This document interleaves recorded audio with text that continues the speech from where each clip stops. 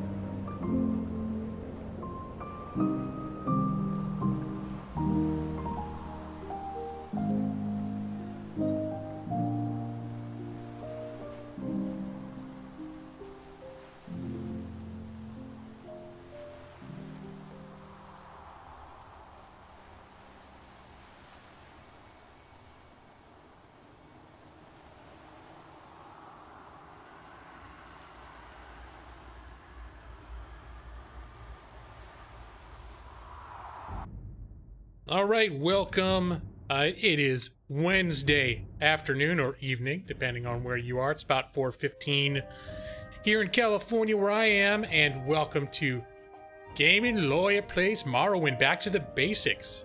Back to, well, at least the classics. Bethesda, been a long-standing dear and near to my heart, and I was playing a lot of Morrowind earlier this year. I think I might come back to it. And hello, Ryler D, scratching off the bucket list with first comment. How you doing, man? And good evening, Madros. Hello to you. And Joss, what's up? There it is. Ooh. And it's the same to you. How's everybody doing today? I am streaming partially today because it's looking like I'm probably not going to be streaming tomorrow because of work stuff again. So I'm almost at this point thinking of maybe changing my regular stream day to Wednesday. Because the way things have been going with my work, I've had to cancel a lot of Thursdays. Because, as many of you know, I work at home, but I have to pick up physical files, pick up and drop off. And those pickups and drop-off dates can usually tend to happen on Sundays, Tuesdays, or Thursdays. And it can really happen any day, depending on what's happening. But because workflow has been kind of weird, usually I go once every week and a half. That's for the past several years. But because workflow has been weird, I've been getting smaller pickups. So I've been going 2, sometimes 3 times a week, which means a lot of Thursday nights I've been going. So that's what's happening. Getting excited for NFL preseason. I do not pay attention to the NFL, really, hardly at all. I even like when sometimes when what are they called when at the end when all the 2 big winner teams go against each other? Can't remember. But when that happens, it's not the playoffs. It's the Super Bowl. There we go. See, I know things. Anyways, Super Bowl happens. Occasionally, my wife and I will look up who's playing, and then just for fun, like, we'll randomly I'll choose one side and she'll choose the other, and we'll root against each other's teams. But we have absolutely no investment in it. Has the workflow increased? Yeah, the workflow has definitely increased from like a couple months ago. But what keeps happening is and this is not ideal either. It's got me thinking about looking for serious to start looking for other work, because it's not ideal. I mean, people have commutes and stuff, right? But the fact is, like, what I do it's not like super exciting. It doesn't pay a whole lot, but it pays a lot in the fact that, like, I don't have to commute, that I can work from home. It is so flexible around it. There are all these advantages to it. But what keeps happening is they keep getting lots of little bursts of tight deadline work. So, whereas before I would pick up 15 inches of record, the 15-inch thick stack of records. And that would take me about a week and a half. Now I'll go and I'll pick up 6 inches of records, and I'll be done with that in a couple days, and I'll tell them I'm done. And they'll say, okay, we'll have more tomorrow night. So I'll go and pick it up like the next night, and they'll give me like 4 or 5 more inches, and I'll finish that in a day or two. And I'll tell them I'm done, I need more. So whereas usually how things went in the past, I would pick up my like 15 inches of files, and then I would usually have about 2 weeks if I needed to finish it. I'd usually do it a little faster than that, and then by the time I was done, they would have already more waiting for me to pick up. So anyways, yeah, it's been a little more like me running around a lot and for less files. And you know, because I take public transportation, one of the reasons we got rid of our car is because I work from home. We do public transportation, and when I only had to go every week and a half, it was kind of worth it. But hauling around like a 15-inch stack of files on like a bus and stuff is kind of a pain in the ass. So it's not something I want to do all the time. I mean, I actually kind of like public transportation. We have like subways I ride on. We're right near the subway system. It's kind of cool, but you know, when I got to do it, like, because each time I go, it's 2 to 3 hours round trip. So when it's just like last week, they gave me, I picked up, I think I had 10 inches that I picked, which is good, but 2 of the inches were due in like 72 hours.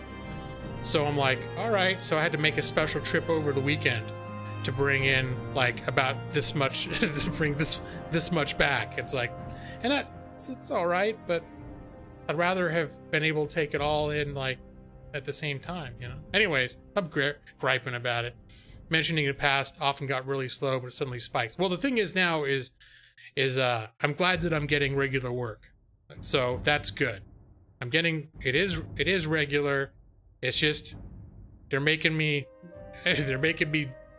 like really work to maintain the workflow. So, or chaos. How you doing, man? Welcome. Happy Wednesday. So how's everyone else? I just spent like the last 8 minutes bitching about like my weird workflow situation, and also in explaining why I'm streaming today and probably not. I say probably not tomorrow. But I want to see what they come up with tomorrow.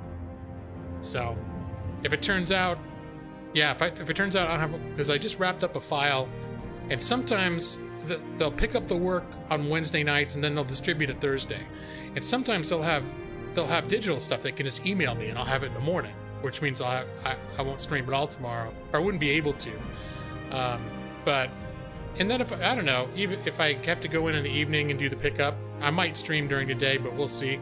This is what we're going to be counting as my regular stream today instead of Thursday, and I'm seriously thinking maybe making Wednesday my regular stream night. I just like the streams, like the Thursday stream thing, because Thursday night is like the last night before Friday. I feel like that's, in terms of weeknights, that's probably my favorite one, because it's like the almost Friday weeknight, and I feel like everyone's in like a better mood because of that. They can see the light at the end of the tunnel. So anyways, good old Elder Scrolls. Yeah, it was time to go back. You put another 200 hours into Skyrim since moving? Oh my gosh. See, I'm gonna boot up. 45 seconds of gameplay. Oh, this reminds me. I left the game off because the music plays in the background and I can't stop it. But I just remembered I should have done this before. I like having my hotkeys set up. And whenever I restart OBS, my hotkeys, even though it says they're good to go. Let's see. We do it like this. Will it work now if I do this? Okay. Yep, it'll work now. What's the other one?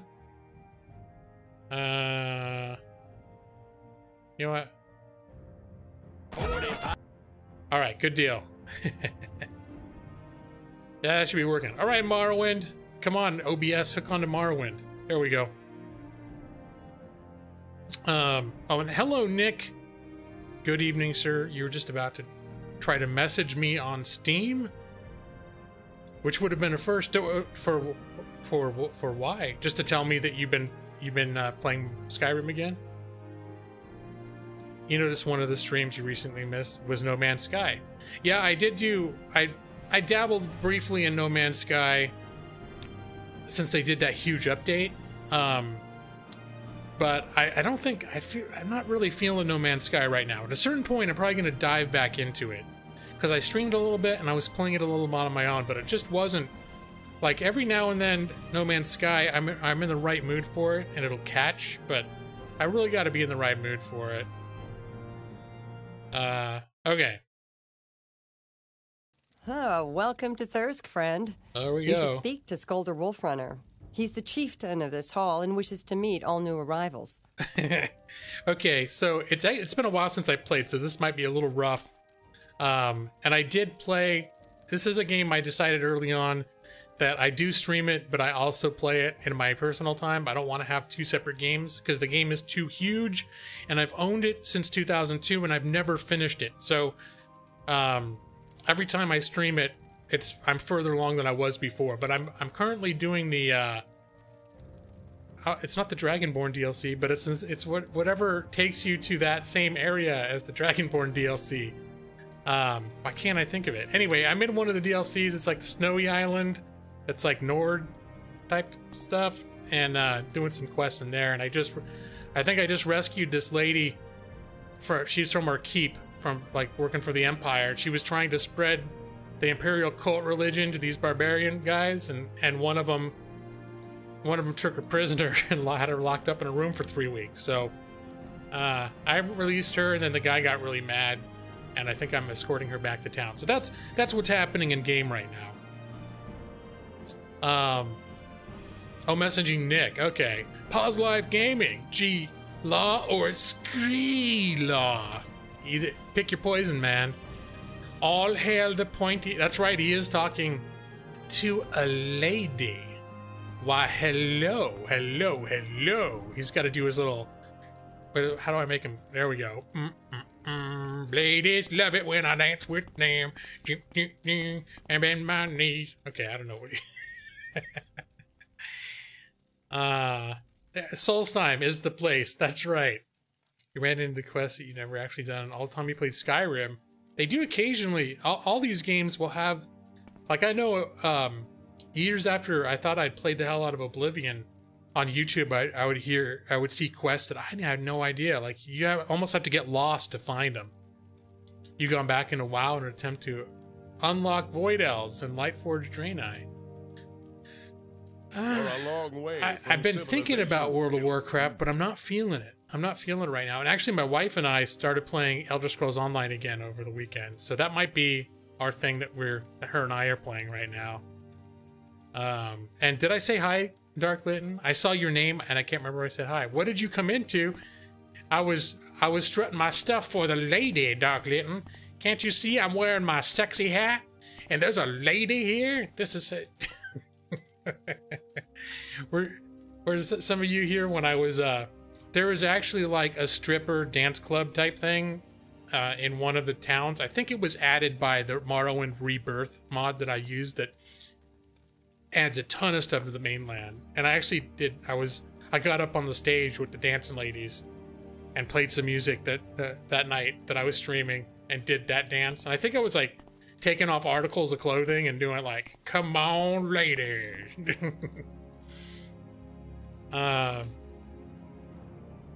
Let's see. Oh, okay. I'm looking back at comments still. You're talking about No Man's Sky, Joss, that you were interested, or you never really been interested in multiplayer. Caught your eye.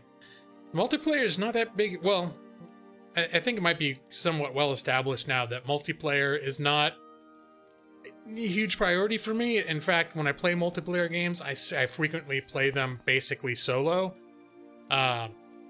And so that wasn't, I'm glad that they have it in there, but I don't know if I'll be making use of that really at all. It's just that they've overhauled a lot of other stuff, like just getting into it. It's a lot different because I restarted it and it's a lot different than it was before. So yeah, so this I'm returning, at least for now, back to Morrowind. I've been playing a ton of Conan Exiles. I might be starting to get burnt out on that. Oh, by the way, Nick, Nick and I met up on a there's a multiplayer server that this other streamer, Silent Assassin, is it gaming or gamer games? I can never remember exactly what the last one was. Silent Assassin. I've been watching him. We raided him a couple times. Him and some friends started a private multiplayer server, and I actually one night a couple weeks ago, Nick and I went on there, and I don't know if you've been back, but I actually was on there like building up the base that I had started, but the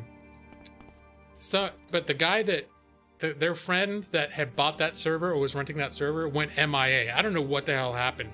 So one of the regulars, Mike, if you remember, he's been in here a few times, and he's always in that game. He rented a server himself, and so we've moved to a different server. So I'm just mentioning it in case, Nick, if you ever go back in there and you're like, why didn't you all come in the server? I don't know if you would, but I haven't been going into that server at all because they switched it. I've just been doing I've been mostly doing my solo type of thing, but. I'm losing my woolens again. Is the game sound too low?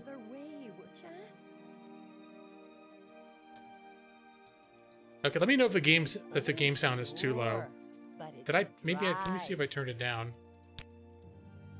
Nope, it's basically up. Game sounds fine. Okay, it could just be that my headset is too low.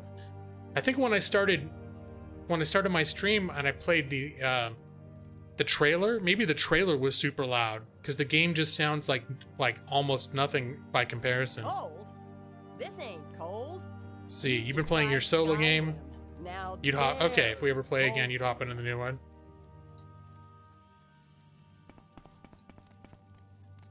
Yeah. Oh, welcome to Thirsk, friend. You should speak to Skolder Wolfrunner. He's the chieftain of this hall and wishes to meet all new arrivals. I met everybody in here. I rescued a lady from upstairs. I killed one of your dudes. Nobody cared. Actually, no one liked the guy. According to this, I killed Nord Barbarian Eric the Unworthy. Thankfully, it was an even fight since none of Eric's fellow clan members came to his assistance. Apparently, not a popular guy. This guy that I killed. All right. But now we're gonna escort her back. It's gonna be a little bit of a learning curve once again because I haven't played this in a while. Like, it's probably been 3 months since I played this. Everything sounds good. Okay. Oh, where are you going, girl? Okay, she was pathing in a weird way. Let's see, where's oh yeah, the map is nope.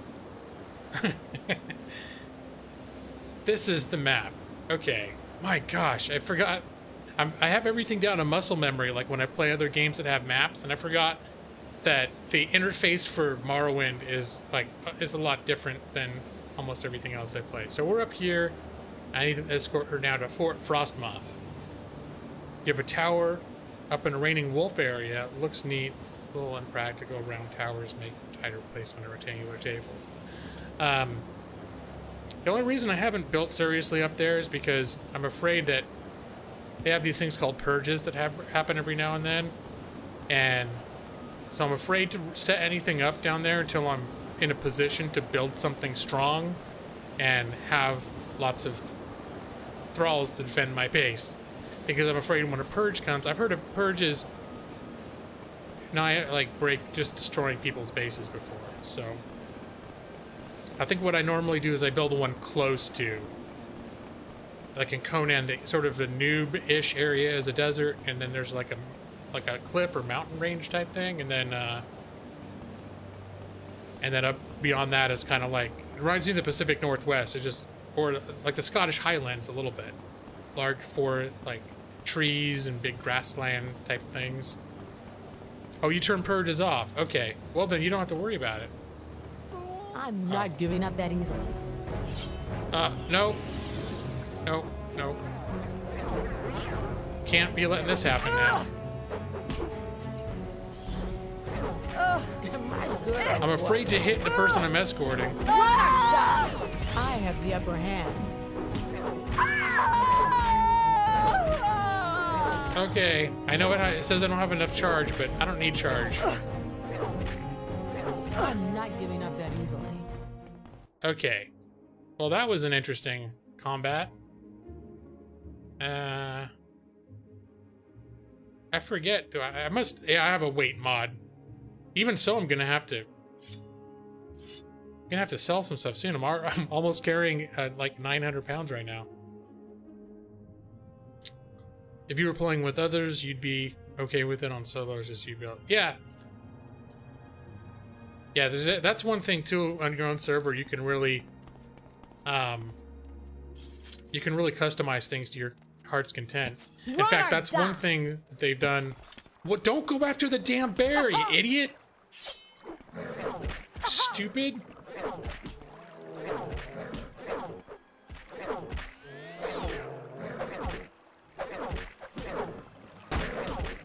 All right, I feel like my guy's borderline invincible at this point. I know it's not true because I've died, but I have died, especially in this expansion area. There's some areas that are really hard.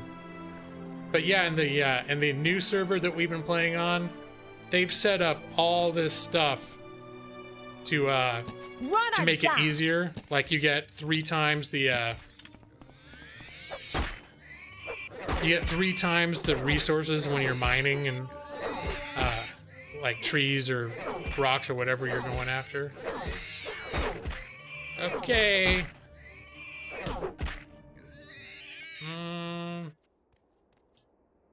Let me see. Take my arrows back. Hey, wait for me. What do you mean, wait for you? You can barely stay away from all the damn animals.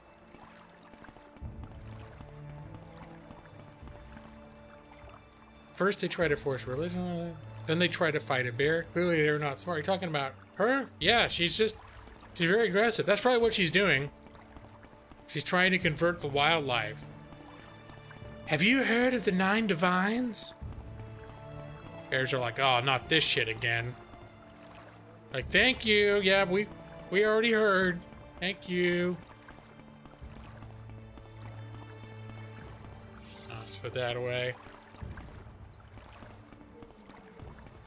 They clearly, Jaws clearly needs a Thalmar. Oh, looks like more unnecessary wildlife destruction. It's not my mission here to. Well, come on then.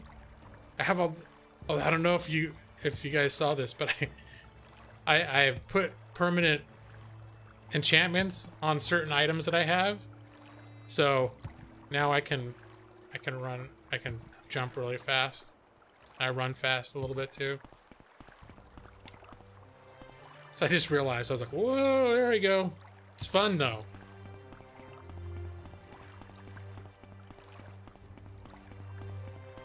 Yeah, getting the permanent stuff to work on this game, I think because I got a gajillion mods in here, one of the mods made it so that I couldn't, when I captured the Grand Souls, I couldn't make them into permanent duration stuff. Like it would, and it was some error. Oh, hello.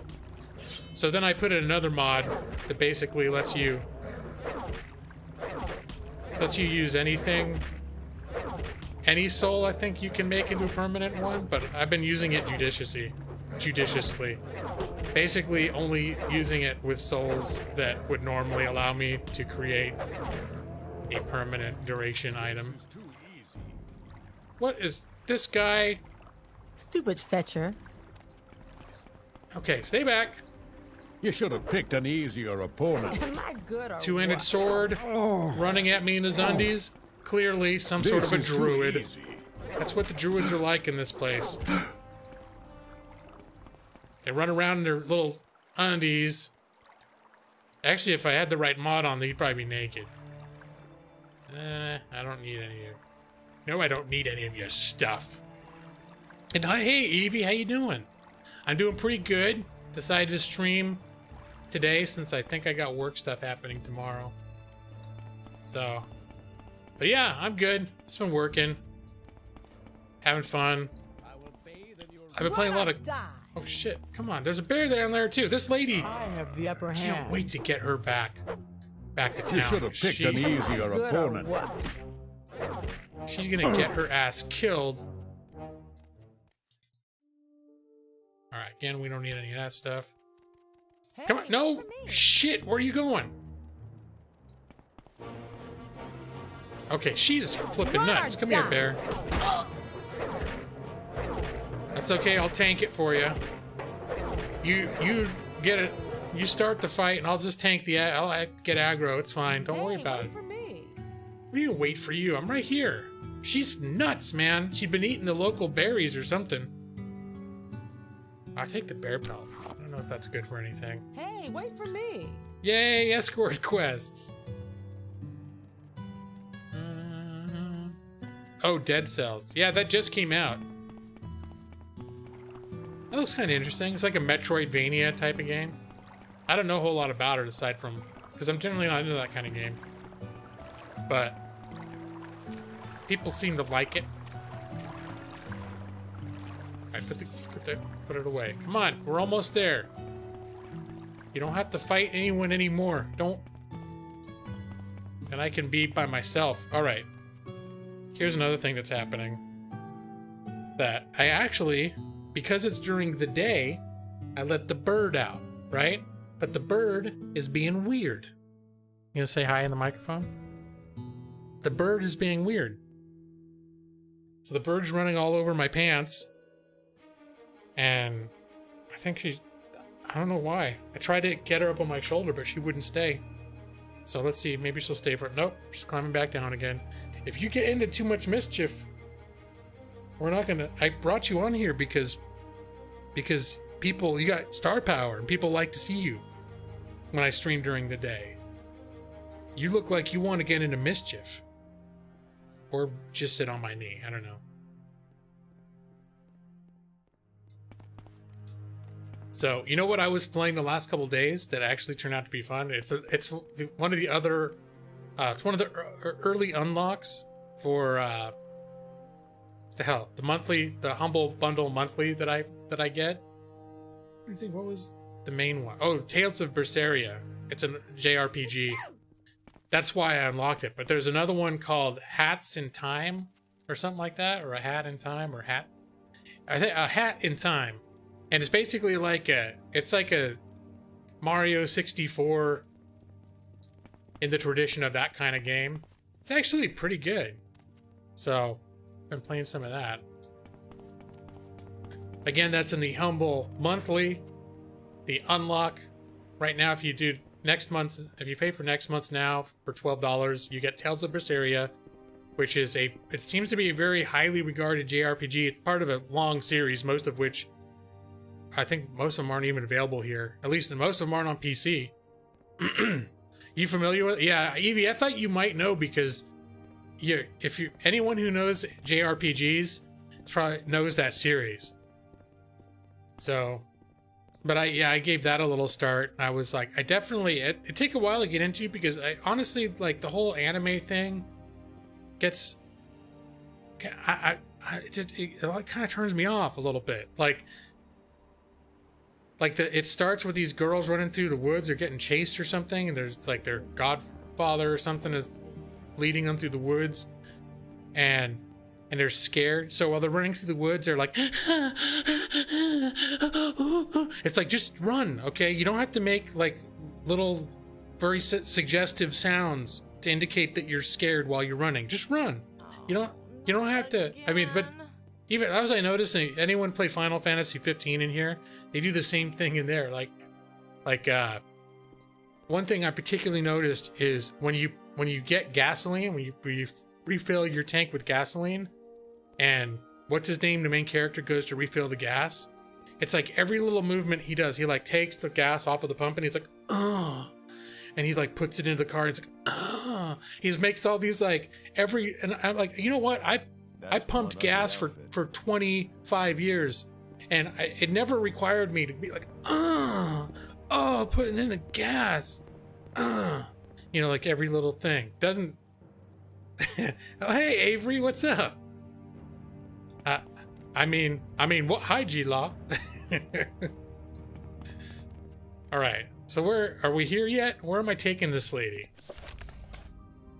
Escort back to the Imperial Cult Shrine. Okay, that's over here. That's in here, right? In this room. That's the armory. Son of a bitch. Oh, okay. Your fort is... okay, here. This has got to be it. It's not that big a fort, no? Here, Imperial Cult Shrine. How can I show my appreciation? Ah, yes. Thank you. You weren't a sexy anime boy, though. Maybe they have to make noises when they pump gas.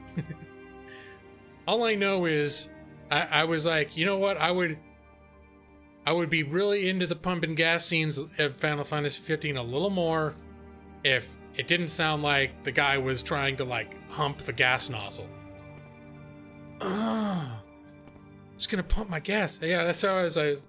So I remember, you know, when I was like a teenager and my parents were teaching me this is how you pump gas. They're like, you pick up the pump, like follow the instructions. Right on the instructions it says, release nozzle from pump and make suggestive groans. It's like, why do I have to do that?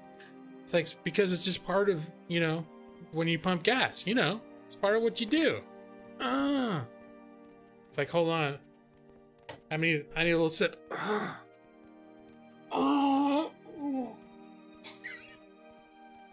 What am I doing? Okay. I have escorted the missionary Marisa safely to the Imperial Cult Shrine. It's the only way to fill up your tank. All right. Do you have anything else to say to me now that I brought you back? My thanks for escorting me back to the Imperial Cult Shrine. If you haven't already, make sure to talk to Jaylene. He'll want to reward you for your duty. Well, shit. Where's that guy?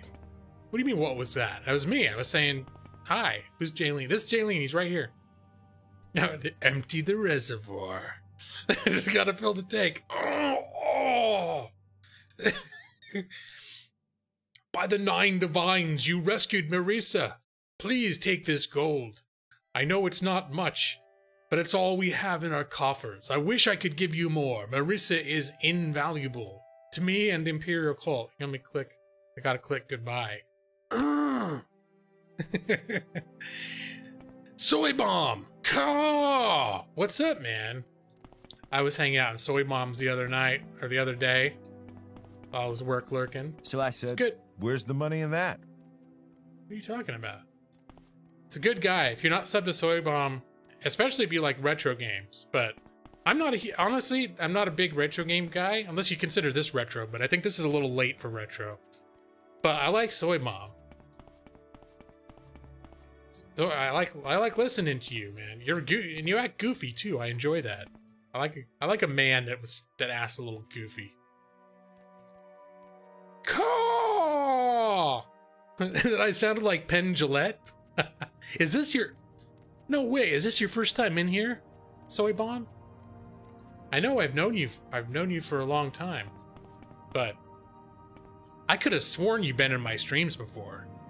Anyways, yeah, that's what's happening now. You don't come around my law offices too often. Talons of Justice! I'm very disappointed that I usually don't stream during the day. And when I do, here, I even have her on my on my, like, when I take a break. There's the break screen. I have her on my welcome screen, my bird. And then I have her here, but because usually I stream at night while she's sleeping. But I wanted her to be like my co-host. But she wants nothing to do with it. All she wants to do is go down on my knee. So, but anyways, I welcome you and my bird Chauncey welcomes you. This game is 16-year-old. Yeah, but it's not. Well, see, it seems like people, when they say retro, what they mean is generally like 16-bit. So once you get into like full 3D rendering, there's a line that a lot of people don't cross when they're talking retro. She's not pooping on my shoulder, that's true. She's pooping on my shorts. I mean, I'm getting pooped on either way. But I might as... My thought is, if I'm gonna get pooped on, and she gets down on that knee, and she just like, as soon as she's on the knee, she fluffs out, like her feathers, she spreads out, and she looks like the most content little fluff ball. She's like a tribble. She just looks like the happiest. I guess I shouldn't bother her, but I was just hoping, excuse me, I was just hoping that she would share some of her charisma and her star power. Often think retro in terms of console generations. Okay. What was I mentioning? Because Soy Bomb, you do. I think you mentioned the other day that you actually do play some newer games sometimes, right? I was just playing Humble Monthly. I do that every month, and I have an unlock this month for a game called A Hat in Time. It's sort of like. It's like the Mario Galaxy or Mario 64, that kind of like the 3D platformer. It's the first time in a long time I played a game like that, but I just was like, I felt like I needed something light and fun last night after I finished my work for the day. And I turned that on, and it was charming. It was like, and I say it a little goofy, but it was charming. It was really cool. She gets down on the knee. No, literally. Let me see. Can I get that knee? Knee shot. She's on, that's my knee, and that's her on my knee being fluffy. So anyway, that's where she wants to be. Oh, excuse me. I think Brad just woke up and answered. I sent him a message on Twitter actually about that game, A Hat in Time, because I think he donated his copy to CPG, and that CPG is tentatively going to be streaming that Friday night. It's going to be his game. That's why I decided, I was like, I'm going to take a look at that. Let's see. You never play games. Oh, you play newer games from time to time. You did Skyrim. Okay, and then it's definitely different, and it's definitely like not. Well, Skyrim. A lot of people love Skyrim. I'm not gonna say it's some niche game. It's like, oh yeah, you gotta be on the underground to like Skyrim. But it's definitely, if it's not your kind of game, it's not. I've known people who thought this whole formula of games is just like boring to tears.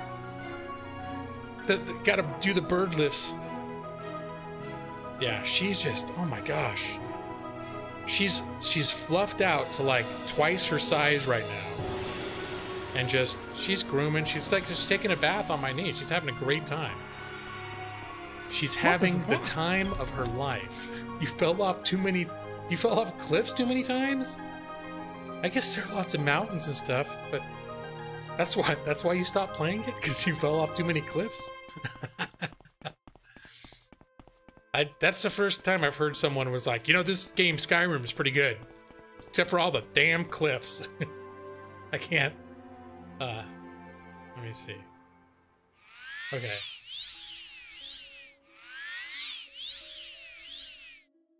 Do a little healing. I don't even know what the hell I'm doing in this game right now. This is a game that I streamed. It was basically the only game that I streamed for a few months on this channel, because I've had this since 2000. I think I bought it in 2003 originally.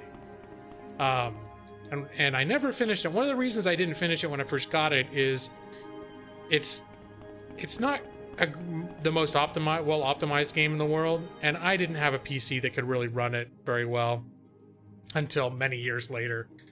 Even right now, I'm getting 30 frames a second. That's because I've modded the hell out of this thing to look good. And hey, Luna, what's up, man? I saw your comment. I saw your comment about the other day.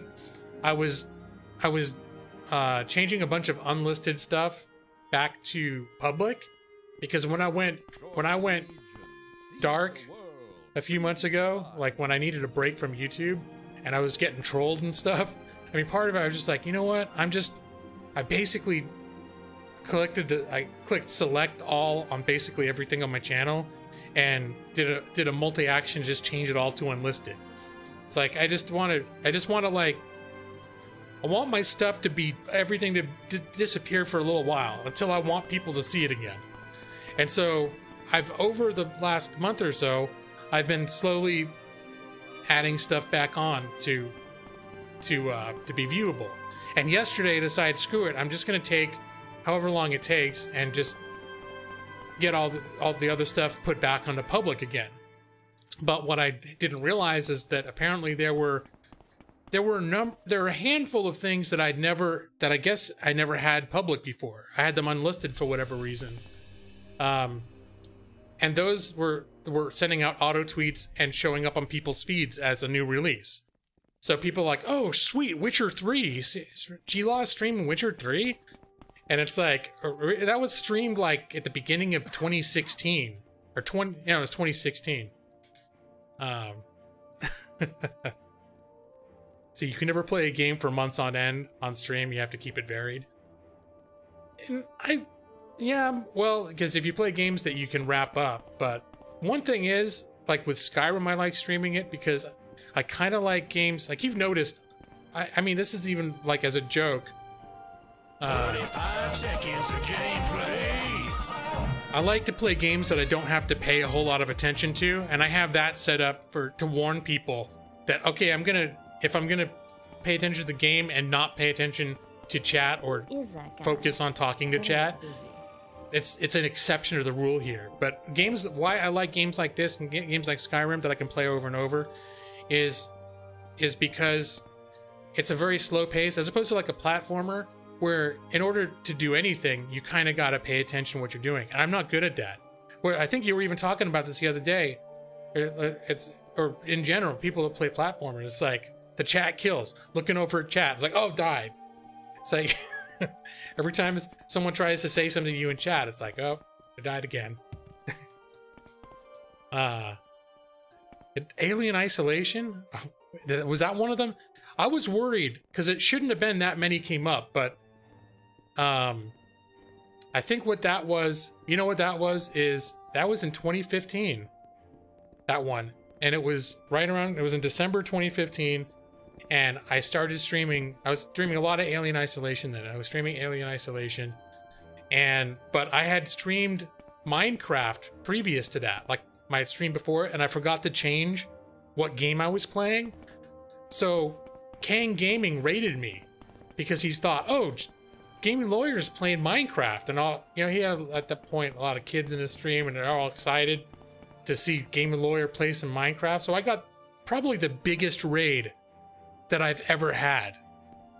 It probably single-handedly put me as one of the 2 or 3 raids that single-handedly brought me from being a guy that no one's ever heard of to suddenly someone that's kind of, I wouldn't say that I'm a big player, but I became kind of like known around YouTube.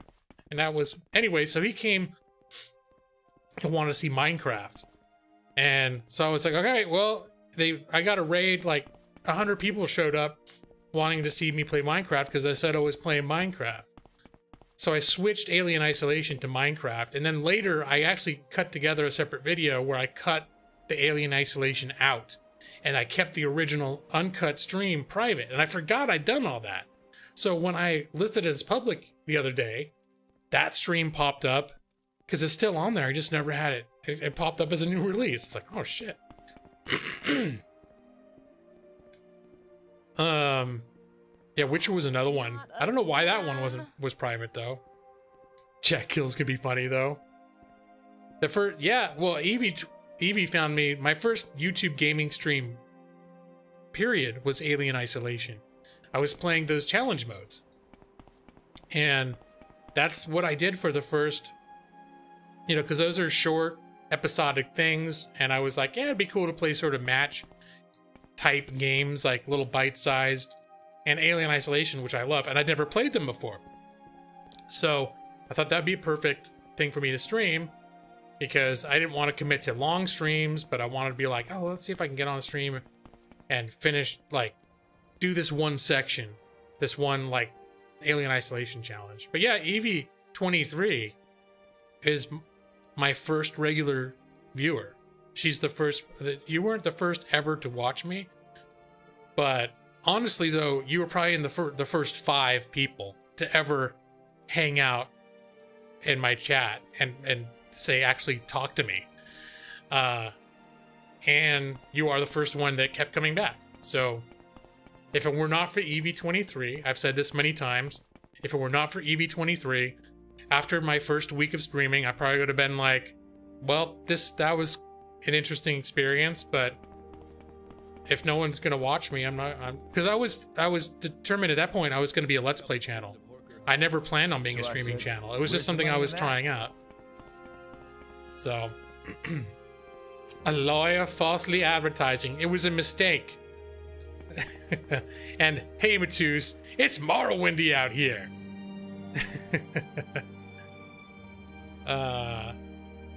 Yeah, well, Luna, that's why you left a comment on Witcher 3. I think I saw that's where you left your comment, being like, what? At that point, you were like the 3rd person to comment on there, and I assumed you'd seen, I already written on there, like, yeah, this was a misfire.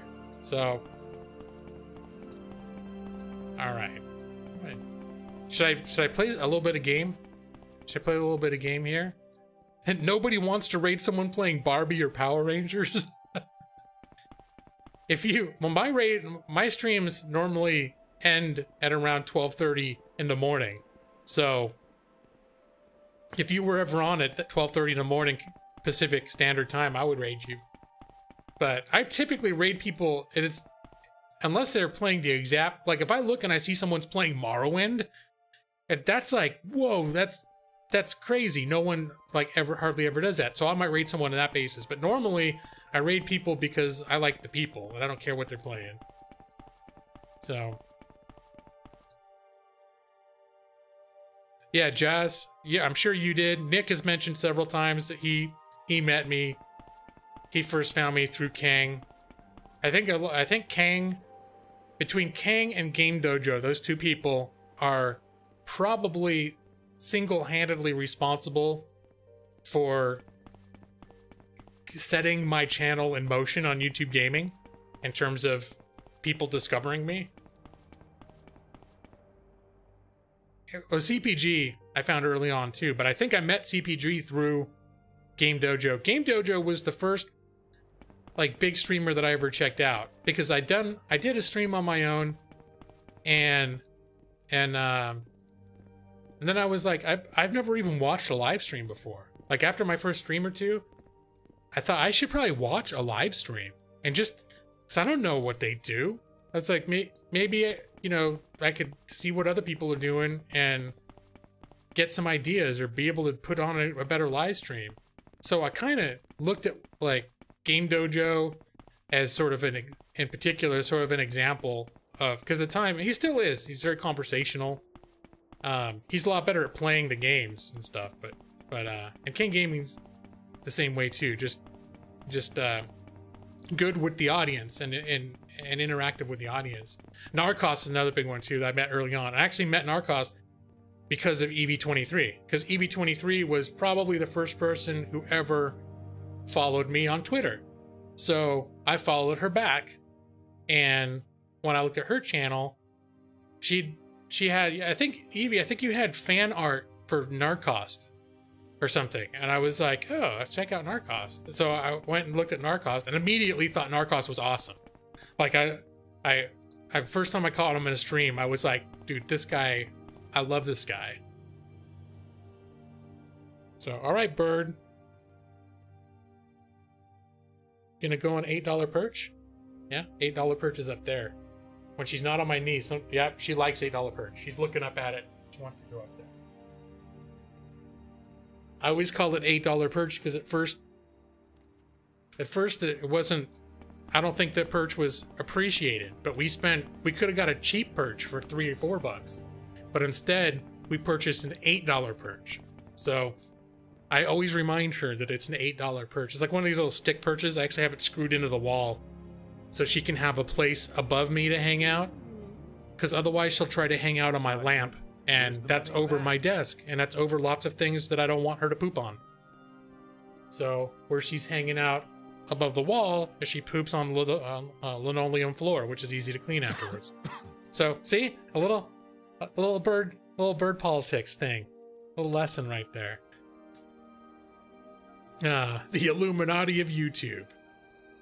Can't remember how I met anyone. All of you just kind of popped up. You know, Mike, I'm not sure either. And hello, Mike. I was trying to think the other day because I don't think you were a streamer when I met you. And I want to say something like, you just showed up on one of my Let's Plays and left a comment or something. And then I looked at your channel and saw you had a bunch of stuff on there that I liked. Like you had Deus Ex and that's the earliest I remember is somehow clicking on your, you left a comment, or I saw you somewhere, either on my video or I want to say you left a comment on one of my videos. Anyways, I should probably. I don't know. It's been like over 2 years, so.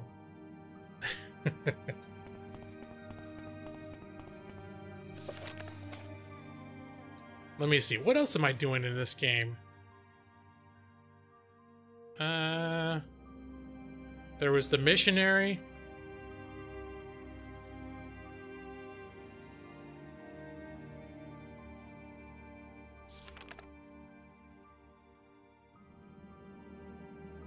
I think I did that already. Oh, I need to find pieces of ore, but I did that one night forever. I don't know where they are. There's this area of the map where they're trying to start a mining operation, and they have to come up with pieces of ore to prove that it's worth mining.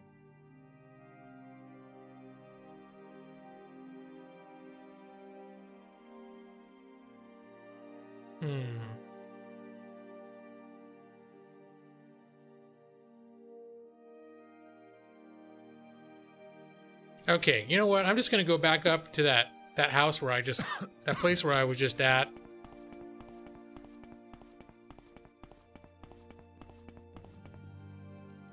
And I don't think I've got any place to sleep here, do I? I like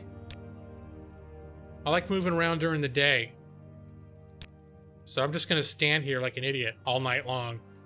Here we go. See, isn't it? It looks nicer than it was. The weather's cleared up. It's beautiful.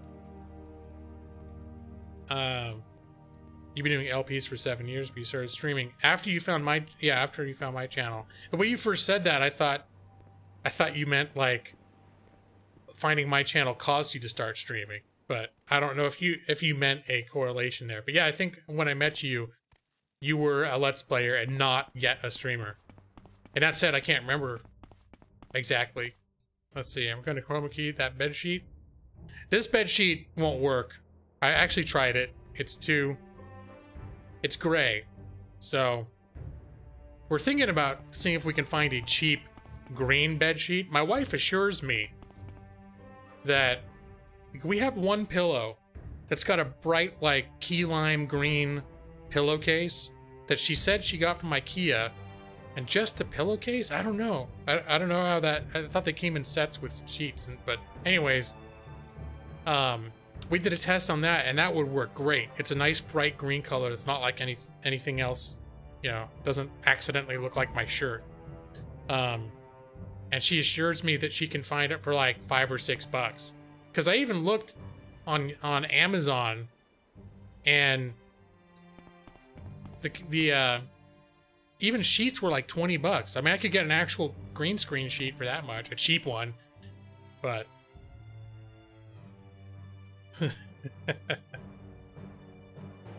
yours is teal, but it works. As long as it's a light teal, you can make different things work.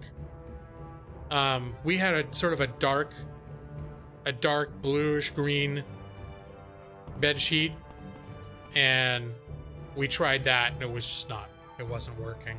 So let's see. Your mom and brother love the In-Betweeners, the show. They always ask how I find funny British shows, and you always tell them about me. That's because very early on, somehow I think I was streaming The Evil Within, and for some reason I started talking about the IT crowd. I was talking about some episode of the IT crowd. I was talking about the episode where Roy does the nerds calendar. Like, it's supposed to be like a sexy calendar for charity, and he's gonna do women, and they back out, and it comes down to him doing like all his nerd friends, like trying to do a sexy calendar of them, and he's doing his photo shoot where he's taking pictures, and he's shouting at them, "Cavort! Cavort!" like trying to make them like touch each other and stuff. Anyways, I don't remember why, but I was playing The Evil Within, and I started remembering that episode where he's shouting "Cavort," and yeah, and then I recommended the IT crowd, and then she watched it. She loved it, and she spread it out. So I'm glad I've provided some BBC entertainment for your family. She's your wife, so she's right. It's true. And wait a minute.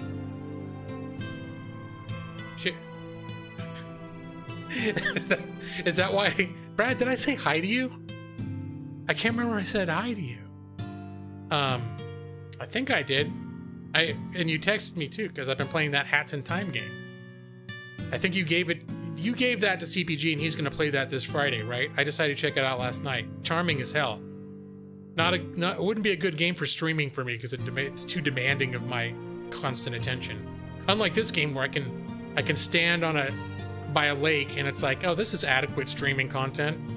You just read chat and like stand by this lake with this music playing. And it's good. I got 14 people watching. They're loving it. Loving every second of it. Easy stream. And hey, Mike, what's up, man? Mike is the guy who I've been on the Conan Exile server with. I was talking about you earlier, Mike, because I was letting people know that I've switched to a new server and playing that game. I'm not done with that game, but I felt like I needed to change a pace. And this was the game that I was streaming for months leading. I took a break from streaming, but this is the game that I was streaming for the months leading up to my break. And I was thinking, I've never finished Morrowind. This game's been out since 2002, and I've never finished it. So I keep thinking I need to get back in and just finish it. It's been almost 3 years. Yeah, Evie, my first stream was in October or November. I'm gonna have to look it up to find out for sure. I want to say it was in October of 2015. But yeah, we're creeping up on that. Next month, actually September 11th was the day I put out my first video. No significance there. Let's see, if I tuned in and G-Law played the game more than 5 minutes at a time, I'd feel like I was in the wrong stream. See where I need to, here. There, that's better. You can't see that I'm sneaking, because that would look silly. But it's just a slow scenic pan of the delicious landscapes of Morrowind. Your ears were burning. Server will always be there for you. It isn't the only game in town, no. Wait, hold on a sec.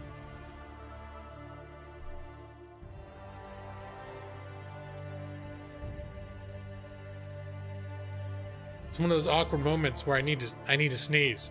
So let's see.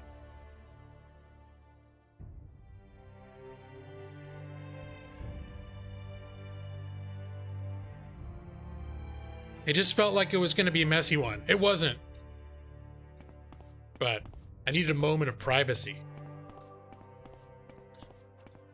But yeah, I like Conan because I can just hop in and do some stuff, but I've been playing that game a lot. That's the only game that I played for about the last month. And I've definitely been feeling the need to play stuff that feels a little more friendly I think that's why I was playing A Hat in Time. That it's a really silly, charming platformer. Because it's just so light and the music's all happy and, you know, it's just cute. And Conan Exile is just kind of brutal and dark. It's pretty too in its ways, but you know. All right, I'm gonna stand up now. I see a wolf.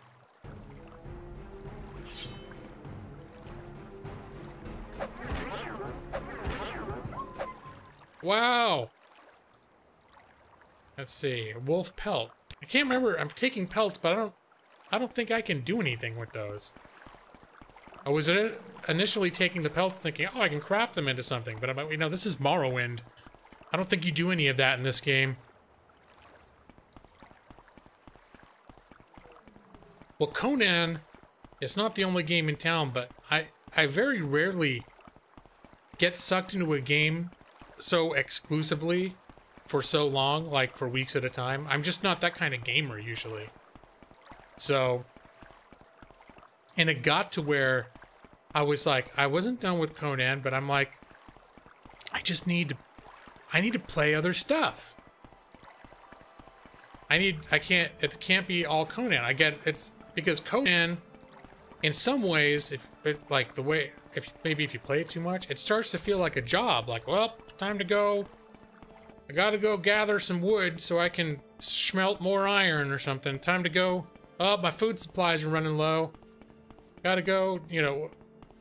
Which is like, I'm constantly engrossed in that game, but it also is kind of like, it's like sometimes I just want to go on an adventure, and you can do that in that game a bit, but it's not the same as like going on an adventure in Skyrim or something, you know? So that's why they have different games that you can play. So you get in a mood for a game like this, you play a game like this. That's what I did. Let me see. I think this is where I started before I escorted that lady back to town. And I was going to check in here and see if, because I think I'm supposed to be making friends with the locals. Oh, welcome to Thirsk, friend. You should speak to Skolder Wolfrunner. He's the chieftain of this hall and wishes to meet all new arrivals. She says that every time I walk close to her. And here's the guy that I was in here earlier and I killed. Let me see. You have a little advice? Spriggans die 3 deaths. Little secret? Say there's pirate treasure buried somewhere on the island. And nobody's ever found it.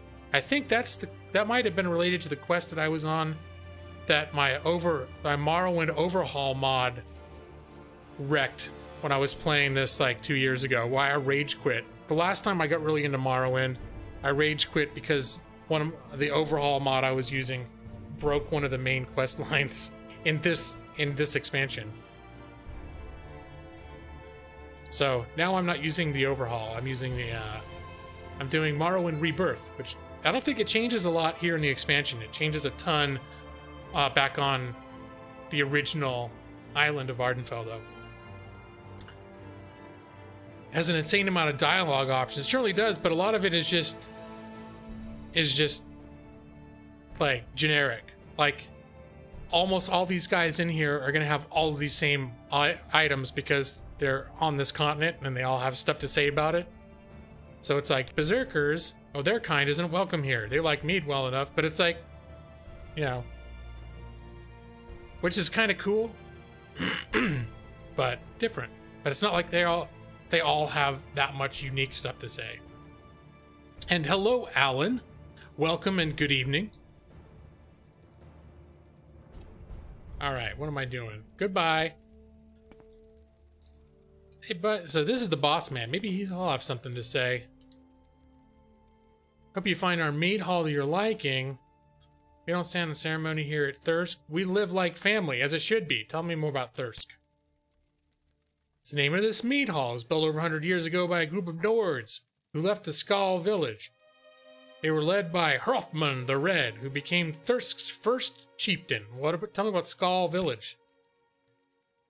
They were built by a bunch of Nords from Skal over 100 years ago. We may not agree with their beliefs, but we respect fellow Nords. Okay, so there's some sort of division in religious beliefs, maybe? I don't know. The thirst is real. Oh, it's thirsk. I'm thirsty. I haven't mentioned it. Let me grab myself. I gotta pick up my coffee mug. Oh. I gotta reach over here, set it down. Some of you probably weren't here for that. I was talking about how anime conventions, where people make grunts and moans with every little movement or action that they take, always kind of weirded me out.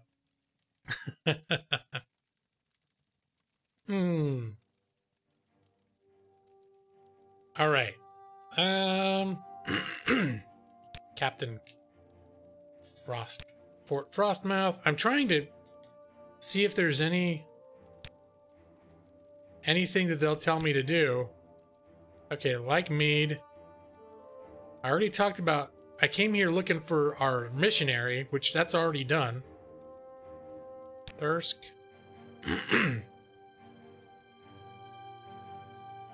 Falco? Ooh, never heard of him. I don't know why I'm asking about Falco either. Don't you feel a lot more quenched by using the tactical grunt first? Let me see. Hold on. Let's have a little. Okay, that's like a normal sip. And then there's... Ooh.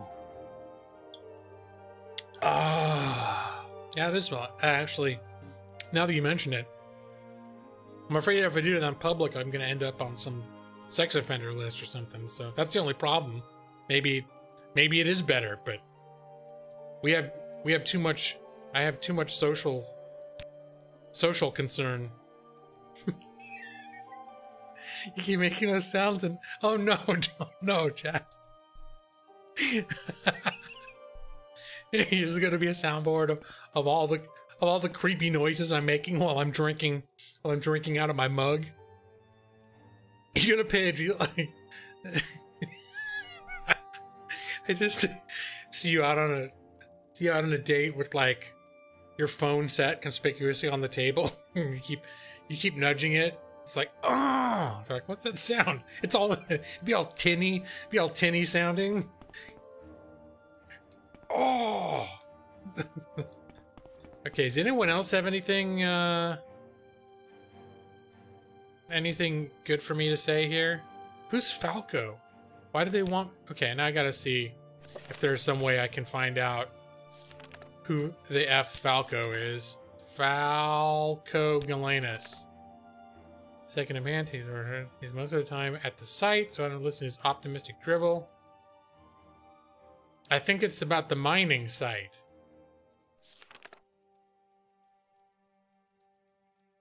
Alright, whatever.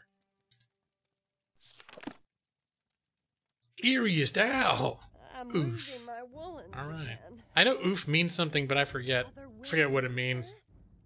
I heard a bunch of people saying oof, and I was like, I don't know. Half the time people come in my chat and they say stuff, I don't know what the hell they're talking about. And I just go, hey, that's good. Oof. It's like it. I like it. And then I realized, I think oof is like OOF stands for something. And I look it up and I'm like, whatever it was, it's like, oh, okay. It was like, whoosh, in, out, gone. Don't know what it is anymore. He's the Austrian synth pop artist who made the Amadeus song. Amadeus, Amadeus. Ian, I am ashamed to tell you that, hold on. I can't remember what I'm using because I haven't played this game in 3 months.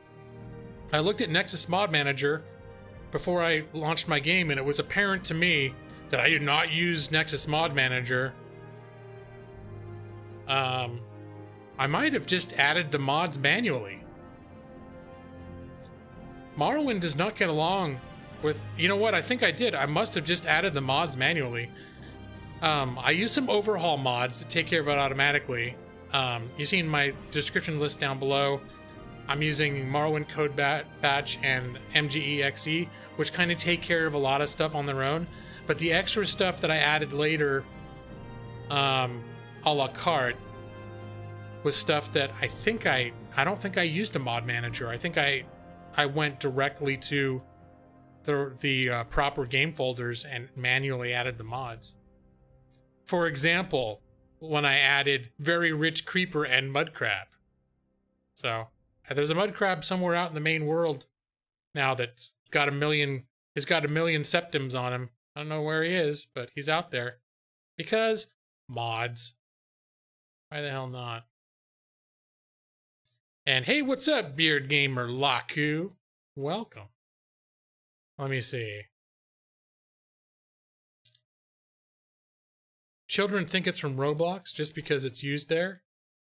Oof has been an expression for. Well, is it like when you get socked in the stomach and you go oof? Like I know oof, like in that sense. But when I start seeing it get used a lot, I start thinking, oh, that's like back. I don't think anyone says that anymore. But back when I used to play EverQuest, I noticed everyone was saying when they were, because when you would need to regain your mana, you had to meditate, where you actually had to put up your spell book. It took up your whole screen. You couldn't see anything. You guys sat down, you put up the spell book, and you couldn't see the game. All you could see was your spell book. And then over the course of the next 3 to 4 minutes, your mana would regenerate, and they would say And I was like, at first I'm like, oh, they're like, that's like, when you meditate and you go like, you have your mantra that you say. I thought, oh, there's like a mantra people are doing now. And then I realized later it means out of mana. So I have a long 20-year history of people saying things in online chats and me thinking, oh, is oof. Arius Al came in and you got someone socked him in the stomach as he was like, oh, I'm going to see G-Law. Someone came in and was like, hey, Arius. And they're like, oof. And he was like, shit, I'm going to type it. Oof. God damn it. Why'd you hit me in the stomach? Probably means something else. Look how long I've been not playing the game. When the wind is knocked out of you, but it's a sound on Roblox when you die, so all the kids think it's from that. Well, but if that's why people started making the sound again, that it's taken on a new life, then that's where it is. And technically, that's where it is from. Hot or cold, served in a boot, if that's what reinvigorated the trend. Let's see. Animal Layer, aka Keith. How you been, man? I'm doing much better, man. I needed a break. I needed a break from streaming. It's been a rough year, but I've been doing a lot. And even during the break, I was doing all right. I just needed to like not do stuff that was stressing me out. And for some reason, if you're not in the right state of mind, streaming can be stressful. Even though right now it's not stressful at all because I'm barely even paying attention to the game. But when you're actually paying attention to a game and you're sort of trying to keep up with the chat, which I'm also probably not doing great either. That can get just by itself be stressful. So it started. Yeah, I just need to take some time off, which I've done, but I like streaming. I like you guys too much to just not stream. So I came back. I disagree. It's an expression that's been used for millennium, using yourself frequently long before Roblox was a thing. So I guess it is open to interpretation. I'm just thinking if the reason a whole bunch of kids are now saying it is because of Roblox, then for the mass usage that has emerged is a Roblox related thing. Not to say that everyone that says it says because of Roblox. Because I'd heard of oof before. I mean, oof has been like in books and stuff that I've read since I was a kid. So definitely not in the mood. Let me see. Never felt stressed by streaming, but I'm not as famous as fellow internet celebrity. But you're definitely not in the mood to stream sometimes, Brad? Is that what you're saying? Man, this music, it feels like it sounds like it's super loud. Anyways, I like it, but it's a little nuts. I do love my subs. Nick's back. Welcome back, Nick. Let me see. Have you been? The new DLC is great. People have been building and using the armor and weapons. Wait, what are we talking about? Oh, Conan Exiles. Okay. All right. I I played the hell that game for the last month. In fact, I think I played it last night. Was the last time I played it. But I needed a little change of pace. So I used something that felt a little What like brings you Morrowind's here, more like brethren? fuzzy slippers. It's good stuff. You picked your name off of your Lawhawk.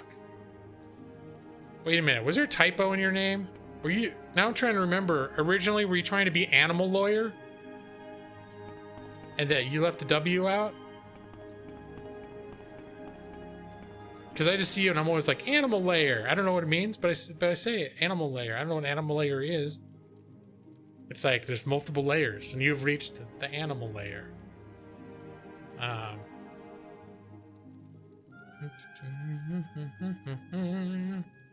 Okay. But Brad, do you still stream when you're not in the mood, or you just don't stream those days? Because Brad, you stream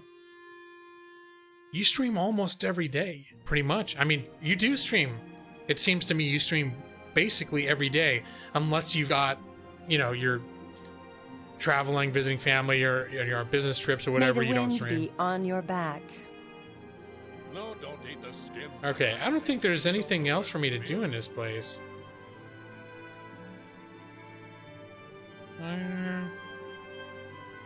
I'm trying to figure out what I should be doing.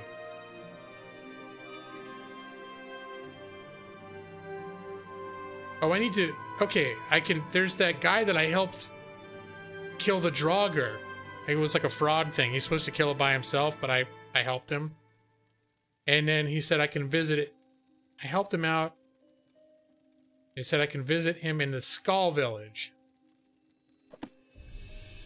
And that's up here. I don't think have I been there? It's on the map, but I don't know if it's on the map because I've been there or because he told me where it was. Every once in a while you'll push through it sometimes. Damn, buddy. He's got one of those Nord colds. Oh, you meant to leave it out. Okay.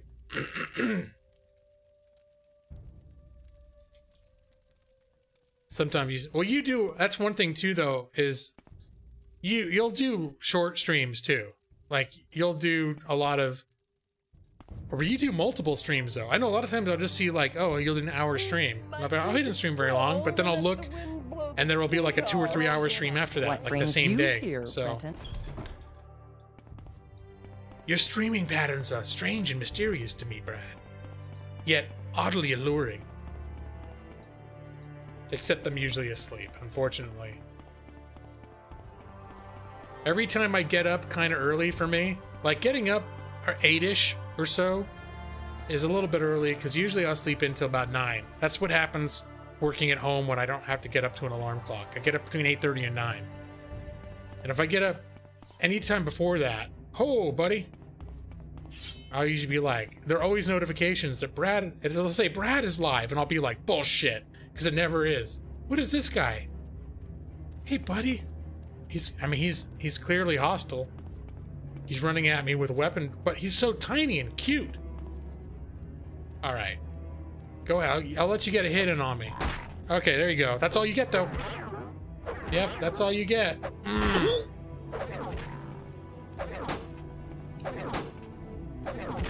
He's not that tough. Okay.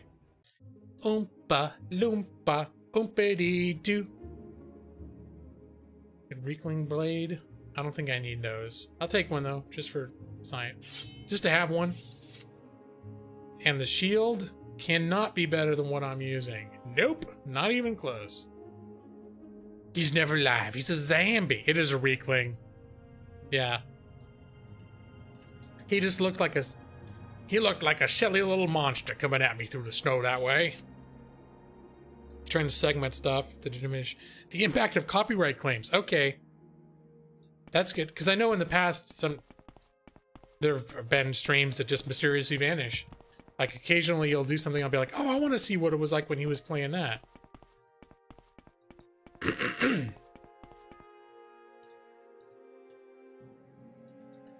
Running up a hill with my pointy hand. Oh, there's combat music. Whoa, this guy's serious.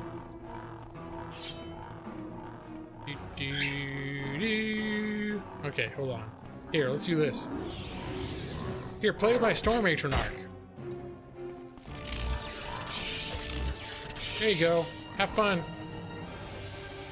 I want to watch them. I can't be bothered to combat.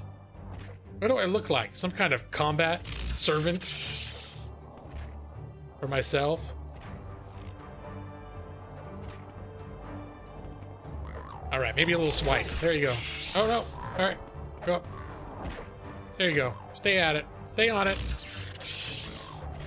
Can I shoot him?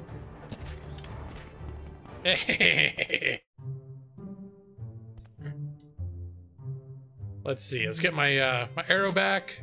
I forgot how to loot. Bristleback leather?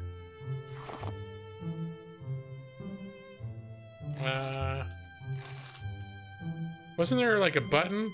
Would I have to drag each one of these? I know there's a loot all, which I don't want to do. Alright.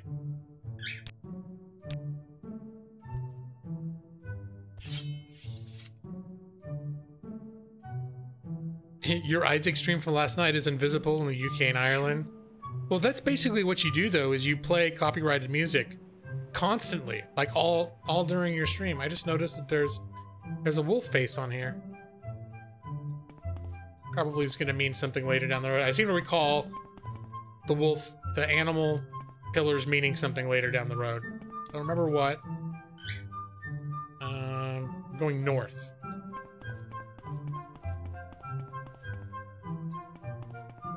You think I should get a battle board ride around on, Brad? Yeah, well, that's... Bitch tactics is absolutely part of my... It's one of my overarching game philosophies, no matter what I'm playing, is employing bitch tactics. Hey, what's up, guy? I think this is the village I was looking for. Hi.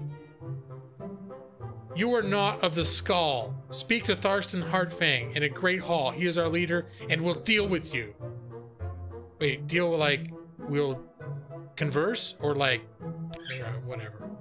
She didn't attack me, so so where is... I'm guessing it's the building in the middle that I'm walking towards. You are not Skull. Speak with Tharstan Heartfang. They won't talk anymore until I speak to Tharstan Heartfang. No, then, like Spoleto and GL. See, it's like oof. I don't know what that means.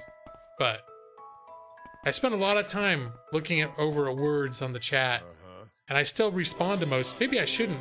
But I see a sentence, I don't know what it means. And I'll just read it out loud and be like, it's good, thank you. Because, you know, that's... Someone took the time to write it. That's I appreciate the thought, you know. That's just a, you know, a trolley comment without, you know, that's... All right, this is the guy. What you want? What do you want, stranger? The Skull wish you no harm, but you will mind your manners while you are within our walls. We will make no exceptions. Now, what it is I hear about an attack on the Imperial Fort? Okay, this is apparently where I'm supposed to be. Those soldiers, pah, pah. That's what it says on there. They cut their trees and dig their holes and have little to show after a day's toil. They do not respect this land or its creatures, and for that, I find them offensive. But, though I have no love for them, the Skull would never do such a thing. We prefer to let Imperials kill themselves slowly. But these creatures that attacked, these were not wolves of the island. Or wolves of this island. Now have you finished your business here? That's highlighted. Yes, yeah, I will take the time. I mean, sometimes I can be like, so if I take the time to write something, you'll read it, Sheila? Yes, Nick. And thank you for your comment. Or I won't, or I'll miss it, which is another thing that I do. But that's not intentional. You say you've brought the bones of one of our ancestors? Stupid Imperials. Oh right, we had some, like, thing that we're trying to make peace with them. Or like to earn respect or something. Stupid Imperials. We're trying. I feel like I'm the random commenter now. I'm coming into their chat room and they're like, what the hell are you talking about? Why you bring us bones? They need to learn to leave things as they are. Still, it is good that you have returned this to the skull. Perhaps there is hope for you and your kind. You are welcome here for the moment. But there is much to atone for. Oh, shit. The Imperials in their fort have brought nothing but harm to these lands. Wait, didn't you just say this? Oh no, it was a variation on the same theme. Nope, that's not gonna work. Chauncey, we're gonna give Chauncey one more chance. But there are places she's not supposed to go, and that is one of them. Yep.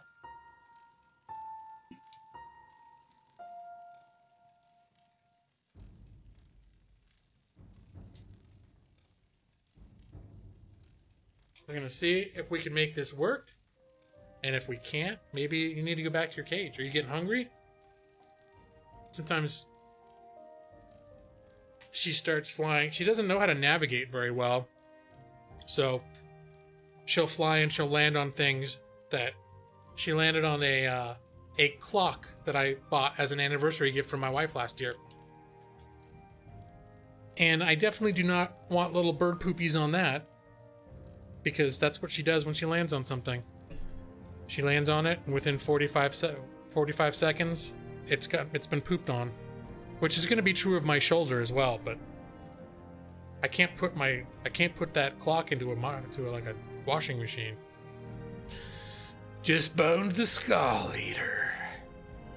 Yeah, can I say I moved quick?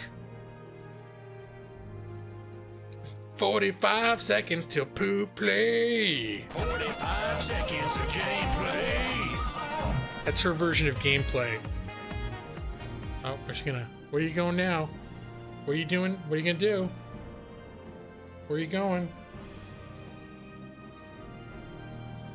She's gonna be like my Star Trek insignia. Picard to the bridge.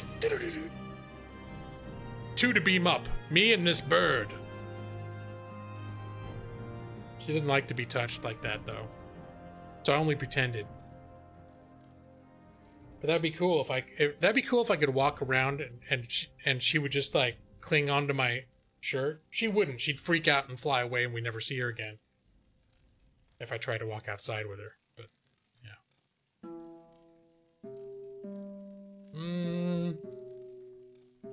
Every time she lands somewhere, she may as well be saying, "It cool if I poop here?"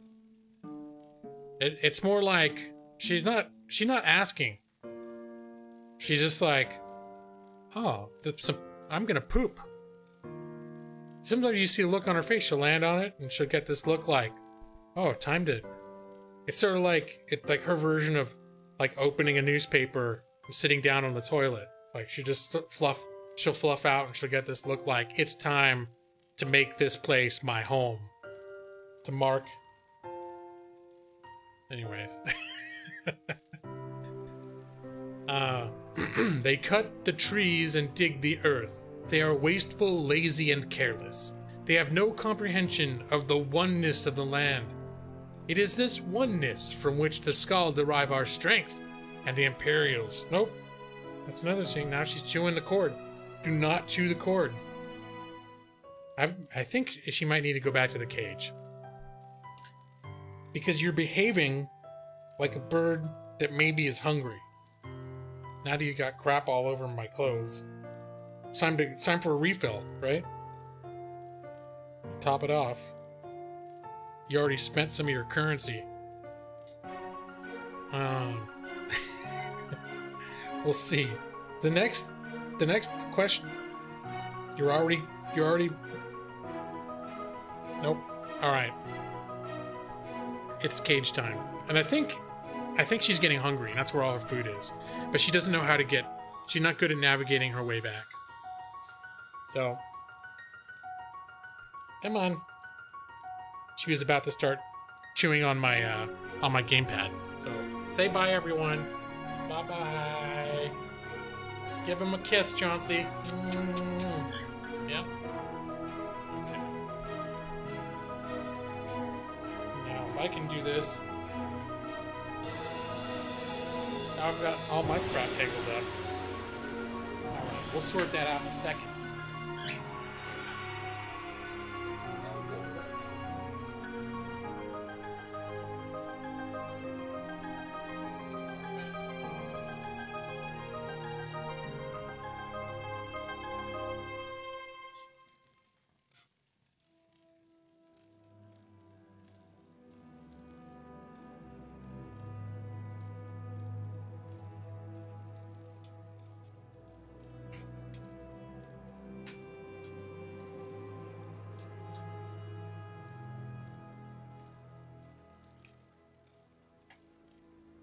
All right. Oh. Speaking of music, it's now one of those rare moments where the game is playing some of its original music. I've added the music that was custom made specifically for Morrowind. But obviously not the Morrowind music. But all the original Morrowind music is in there. It's just, there's a bunch of other stuff now because if you play a game over the course of 15 years for hundreds of hours, and there's only about 45 minutes of music in it, okay, at least for me, eventually you start wanting to hear other stuff.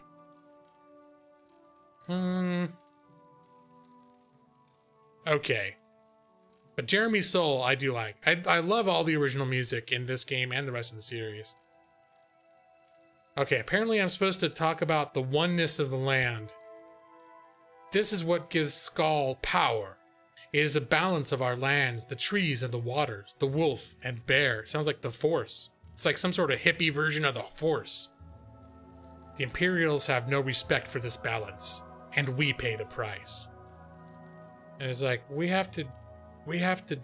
let's see, Imperials have defiled this land. Through their carelessness, the Imperials have upset the natural order, the oneness of the land. This is their nature. It must be balanced once again. The Allmaker and the Allmaker appeased. I wish for you to make things right, Gehrman. You will be the one to restore the power of the Skull, which is highlighted. Alright, how about that? It is right that you should do this, as it is your people who have caused the damage. Speak with Cursed Windeye, in the shaman's hut. He will give you further instructions. Tell me about Cursed Windeye. The shaman, he should spend more time with steel and less in studies, but still, he can provide good advice. Okay. Again, Carnius Magnus, I don't know anything about him. And alright. Well, now presumably people will talk to me. And that was mod music. You've been bamboozled. Oh, I did. One thing I am noticing now. I was looking at my well, I guess I was gonna say sponsor list. I think they've officially changed sponsors to being called memberships now. So I haven't changed it yet. So it still says sponsorships when I show my hierarchy. But let me see. I think I've got that on here. Here it is. But I noticed that a number of people, many of whom are in this room right now, are at the 11-month mark at this time. Which means that over the course of the next few weeks, we will be seeing our first golden G-Laws. And I'm curious to see if they actually work, or if they're so small that it just looks like little crusty yellow turds, and then I have to change it. I don't know. We'll see. But yes, Ryler D, it is the loyalty badge hierarchy. And no one, since sponsorships didn't exist a year ago on my channel, no one yet has the golden G-Law. But I'm pretty sure sometime in the next few weeks, like everyone who's gold right now, most of them are around that 11 mark point. So Nick and Brad, and I know there's probably about 4 or 5 people altogether that I'm looking forward to seeing what the golden G-Law looks like in action in my chat. So, anyways, so enough of that for now.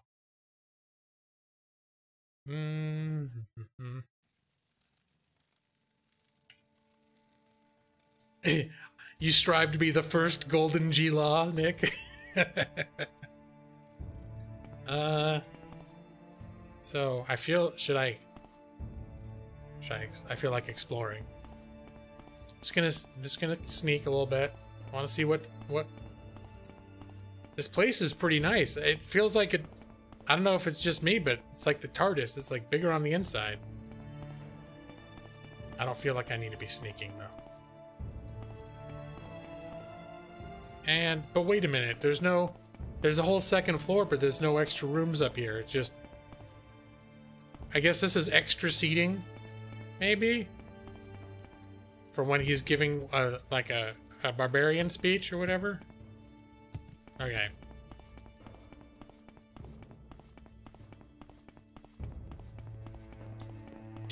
We got to talk to the shaman now about how we can repair. We have been tasked with repairing the world. Hey, buddy.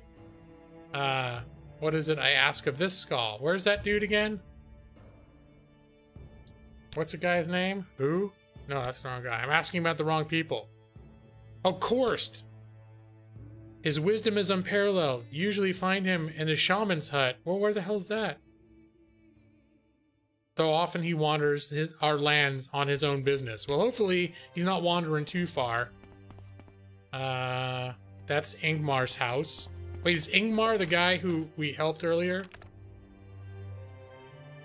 Ingmar, it is. I'm gonna check out Ingmar. We helped him do his spirit task or whatever.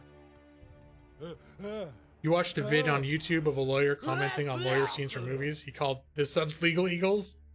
I've seen a guy doing that, but not on a live stream. But I've seen more of that recently. Like there are doctors that watch doctor shows and talk about whether they're real or like how real they are.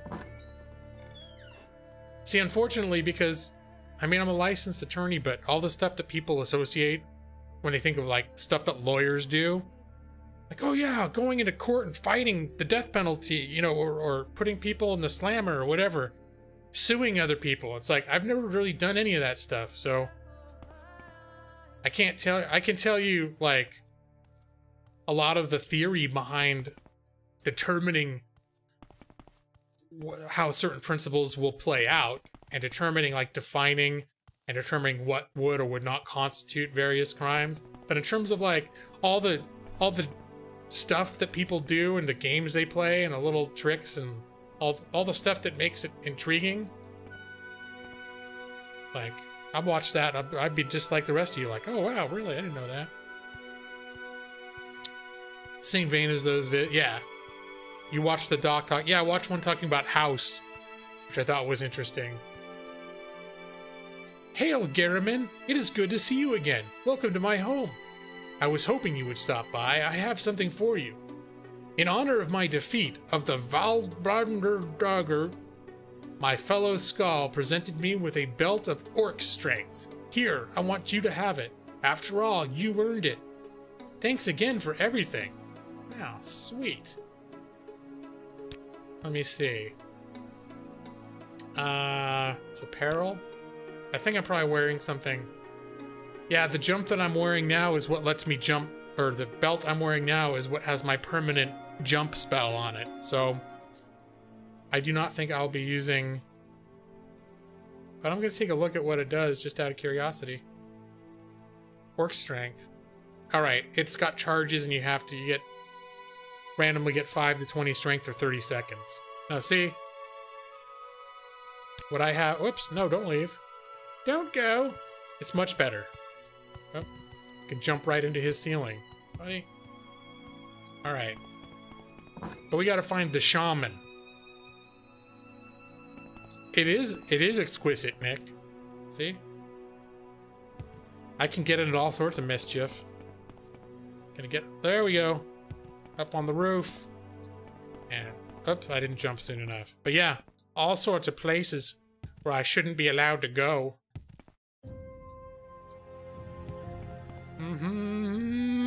And I will never take falling damage again. Because I have another thing. Because if you have a jump spell, but you land at all lower than where you started, you'll get hurt. Sometimes badly.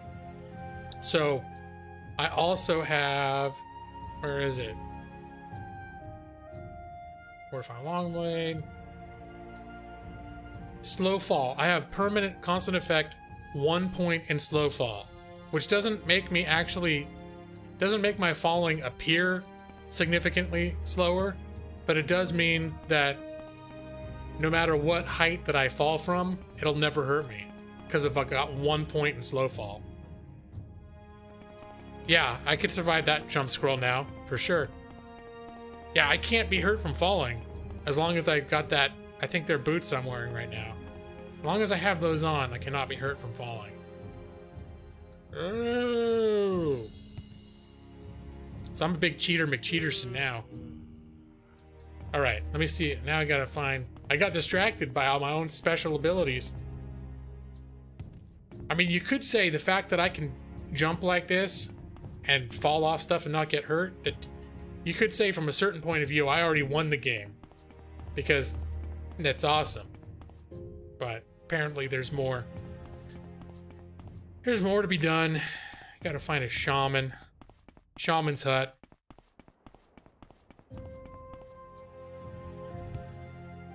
Heistmane's hut. This, Erna. Lassner. Of course, it'd be the last. Yeah, it's the last house that I checked. May as well just call me the frog. Ribbit. It doesn't look as impressive from the third person. But this still does. Okay. Hey, he happens to be home. How lucky for me. Greetings to you, wanderer. Why have you come to our village? I'm here about the attack on the Imperial Fort. I can tell you no more about this. If there is information, Heartfang will have it. I'm sorry I can do no more. Oh yeah, wait, I'm supposed to save you and preserve all the balance in nature single-handedly. Let me see. Where was it? How do I tell him I need to restore? There's restore the power of the skull. Heartfang wishes for you to do this, does he? Then I will assist you. There is a ritual that must be completed. On Solstheim, you will find 6 standing stones. Add that one with the wolf on it. I bet that was one of them. Each representing one of the 6 gifts of the Allmaker. At each of these stones, a ritual must be completed. Once the ritual of the gifts is complete, the oneness should be restored. The ritual of the gifts, what's that? It would be too much for any not of the skull to remember. Here, take this. Oh god, give me a piece of paper. It will explain the rituals and guide you on your way. This book may be of some use to you as well. I don't want to read. Have a YouTube video? Probably is, actually. If you are to remain with the skull, you should understand our beliefs. Well, good. You have a pretty simple ritual to deal with enemies.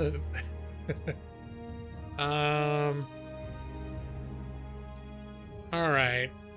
What's this? Tharstan Heartfang? Oh, he's the leader. Okay, alright. Alright, let's see Strange signs carried on the wind. Yes, it's good. Very profound. Oh god, I've got books coming out of my ass! I should have paid more attention if it told me what exact books he gave me. Story of Avnar Stone? That seems like, oh my gosh. Okay, this is story time. Your Switch died because you played Dead Cell too much. There was a big controversy because have you heard that the IGN, one of the newer IGN editors, did a written and video review, basically ripping off like a small channel's review. Well, small, like a guy had like 15,000 subs, and this guy like basically beat for beat ripped off that guy's review. Yeah, that's that's all happened like in the last, I think he got fired today or yesterday, and they found out about it a few days ago. So, all right, so it's gonna be a story time here. Oh God, this is gonna be a really long story. Should I read this? Okay, we're gonna see. I'm gonna look at the other thing.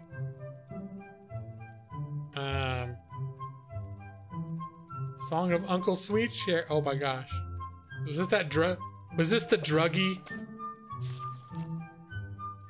This is like, there's this drug dealer dude that lives in a little cabin out here, and he has a bunch of moon sugar, and he's like to the work. He's like a drug addict's version of Santa Claus. Tee hee ha ho, to the workshop he will go. My uncle's candy is so sweet. It's such a yummy winter's treat. And it's moon sugar. When sugar is warmed by the pale hearth light, the happiness spreads throughout the night. And there's like a dude dead, like overdosed right outside this guy's cabin. It's some real dark shit. Okay, anyways, we don't need to look at that now. Okay, there's that story. But what I would like is just a piece of paper that tells me, like, oh yeah, this is the ritual. Unfortunately, I seem to have kept every piece of paper that I've ever picked up in my life. The location of the stones. Okay. Well, there's that. But I need to be told what to do when I get to the stones. Okay, so we're gonna look at that later. Message. Decoded package, hospitality papers. I've got a lot of key wrap. I might have to look, maybe thumb through that whole story from that guy, because it might be in that story what you're supposed to do. This is note. Something else. Note. Notes. No. No.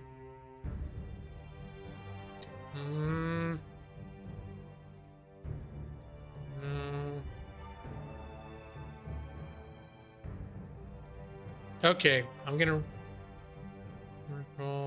read. I'm gonna skim it. I'm not gonna read it word for word because it looks long as hell. And sometimes I like reading stuff, but this is like, it might as well turn into like a lore stream if I read this. That's long.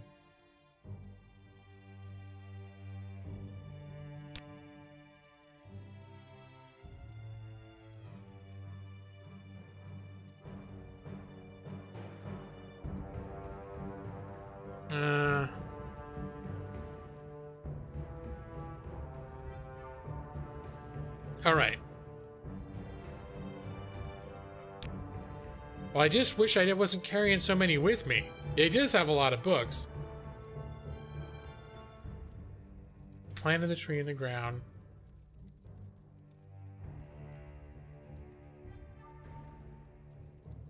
Find the good beast and ease his suffering. Enter the cave.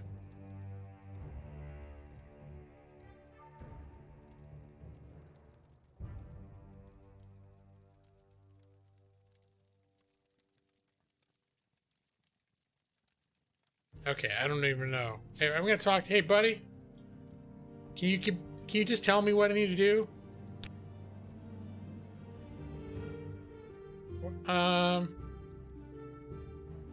The ritual. What is the ritual again? Yeah, I know I need to do it, but what is it? You just threw a couple books at me and it was like, "Good luck," and I don't even know I don't even know if that... He gave me 2 things.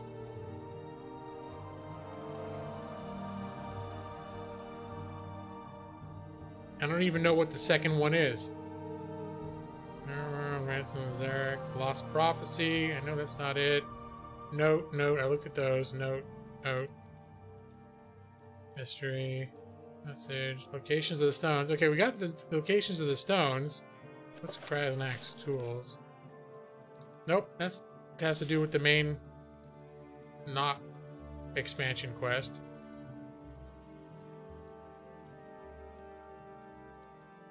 Good lord. Okay, what? 7 visions, 7 curses.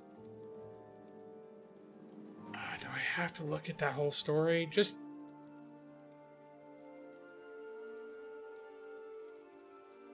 Okay. Just give me the Cliff's Notes. Well, because also there's a ton of stuff in that story, and I don't know how much I'm supposed to be reenacting. It's like, do I have to find the Great Bear and put it out of its misery? Or is that something that happened in a story 2,000 years ago? Okay, let me talk to this guy one more time. Ritual of the Gifts. Which is, Ritual of the Gifts. That's good, because I'm going to look that up now.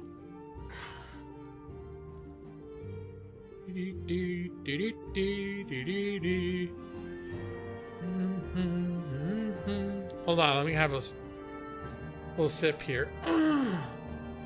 Oh.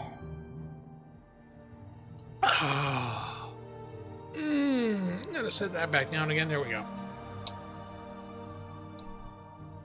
That was... Now I gotta get towards my actual keyboard, which I don't use in normal play. Ritual of the Gifts. Not the fits, the gifts. Morrowind. Yes. Oh, Blood Moon, that's the name of the expansion.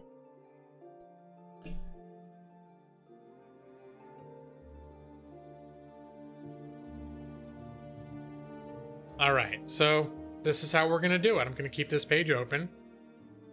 Talk to Tharshan Heartfang, the boss. I did that. Speak to Coursed Windeye in the shaman's hut. Perform the Ritual of Water. Okay? It's the first one.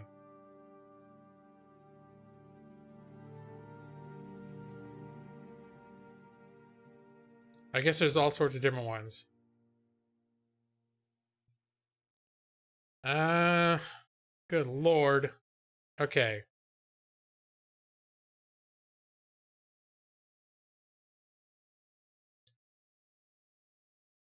So, maybe we'll do this sequentially.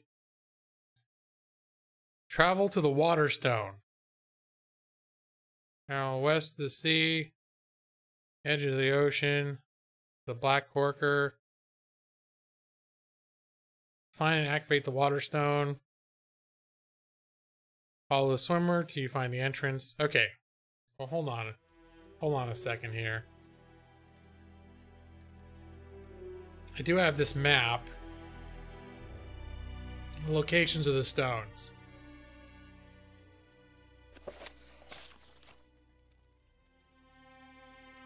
Okay, maybe can I do the other ones first? There's the Beast Stone I was just at. The Wind Stone and the Beast Stone are right next to me. Let me see if I can do these out of order. I'm assuming he didn't say I had to do them in a certain order. Because the Waterstone's way the F on the other side of the world here. Who's got time to do all reading quest markers? Maybe a sign of lazy gamers. The gamers don't have a lot of time anymore. Well, I don't mind it so much. It wouldn't be so much of a imposition if I weren't streaming. I think that's part of it. It's like, oh my god, why are you making me think? But there's a part of me, I mean, honestly, especially with the internet now, you know, I don't mind sort of having to work a little bit to figure out what the hell I'm doing. But yeah, quest markers are definitely a modern convenience that are probably here to stay, unless people, you know, people can turn them off or mod them off. But okay, so the ritual of, let's see, the wind. Maybe we'll hit the wind, then the beast, then the tree. So first the wind.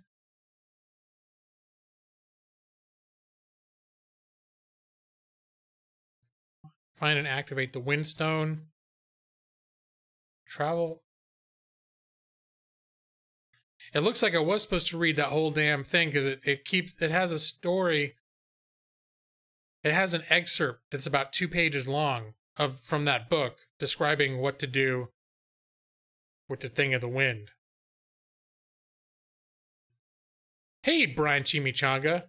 Crispy golden brown fried to perfection. And to wash it down, Madman from Space. Goes down smooth every time. You know you love it. Hey guys, welcome. You're setting up Skyrim mods right now?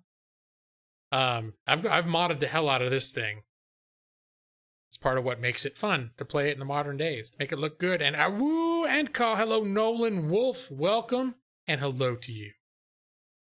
Okay. So let's do this. We're gonna go to the Windstone. The Windstone appears to be where there's a fork over here. Oops. I guess I can't zoom in, but it looks like the river, there's a fork in the rivers over here, so it's sort of west and slightly south. You may inquire about my PC's specs for the purposes of streaming whilst playing a modded Elder Scrolls game. I actually have them down in my description, but let me see. Because sometimes I have a hard time. Remembering on demand. Okay, so the main things, yeah, I do have them on here. I have an older i5, it's a 4670. I built my PC at the end of 2013 for my birthday. So that was like the current gen i5s in 2013. Everything else I've upgraded though since then. So I have an NVIDIA GTX 1060, which was, as of a year and a half ago, like the hottest new, well, the 10s were the hottest new line. 1060 is not top of the line, but 1060 is like, that's the first sort of serious, like, gamerish type of card is the 1060s, and it's a 3 gigabyte. There's a 6 gig and a 3 gig. 16 gigs of RAM. Those are the main things. Those are like the main things that I think. I think the thing on my PC that's most prone to give me trouble at this point is probably my CPU. Because it's old. And not super fast. But yeah, I did a ton of Skyrim mods. Now what I did find, I don't know if you have Skyrim Special Edition, but I found that Skyrim Special Edition actually ran better than original Skyrim. Because I had a super modded version of the original Skyrim, and maybe when I tried to stream it, it just crashed. Like I couldn't stream it at all. And then when Special Edition came out, it was a lot more stable. I think because it's optimized for 64-bit systems, with like Windows 10. Oh man, there's like the hell? There's like a little gnat flying around or something. Son of a bitch. This is a problem. We have a lot of fruit in the house, and I think this is a problem when we bought melons this week. There were super cheap deals on melons, and so there's a lot of like melon rinds in our trash cans. And this is ill-advised, but I have a trash can here in the office. Usually if I have something like that, I'll take it to the kitchen trash can, but I threw away some of that shit. I already took the trash out earlier, but sometimes throwing something like that out in my office trash can result in friends suddenly showing up. You're using the original? Did you clean your game files and all that? No, I didn't. I can't remember what I did with the original Skyrim in terms of trying to get it to work. I basically tried to get it working as it was. What I ended up doing, and I also just figured it could be that was before I upgraded my video card, and I thought maybe my system had a hard time streaming a lot of stuff back then. So I figured that might have been an issue as well. But I did do a clean install of the original Skyrim, and what I've used it for, and I need to still do this, but there was that super mega mod. What the hell is that thing called? It's like a total conversion mod that changes it into a different game, like literally with a different setting, different magic system, different story, voice actors. And I can't remember what that thing is called now. But it's like a super intensive overhaul mod. It's basically like, I'm not kidding when I'm saying it's like a different game. It's not like, oh, it's Skyrim is so different you wouldn't recognize it. It's literally using Skyrim's engine to make a different game. I don't know, I can't remember what it's called. But anyways, I've kept Skyrim installed as that game, because once you have that those mods put on Skyrim, you can't just pop back and forth. Your Skyrim install becomes that game.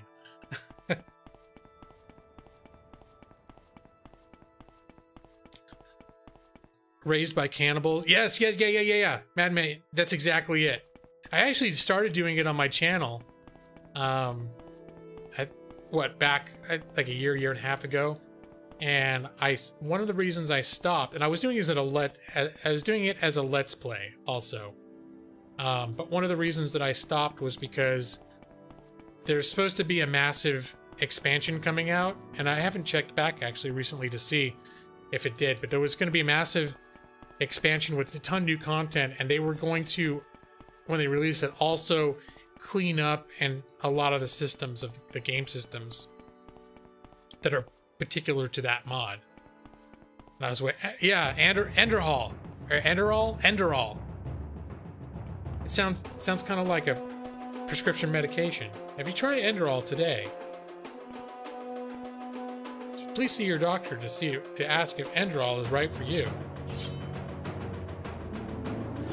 Here, play with this guy. Good.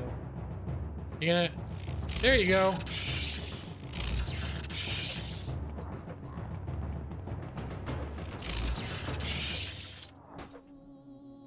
Just occurred to me. I want to see how many arrows I have. 464? Okay. Yeah, I don't need to be stingy. There you go. I'm just gonna bitch tactic your ass from the... Yeah, good teamwork. Summoned to storm Atronarch. But gotta... I don't need to loot this guy anyway. He won't have any crap that I'm into. I think I saw one of his friends over here too, though. On the main quest, I'm at the point where... And it would be... I don't know if you remember at all where I was before. I have not progressed it. In the main quest, I'm at the point where the wise woman I collected... Did I prove myself to the other camps? I can't remember, but the wise woman, I collected a bunch of information for her about the Nerevarine prophecies and all this stuff, and she was supposed to... She said she needed to take a month. And... Oh, what? I didn't realize there's a little thing there.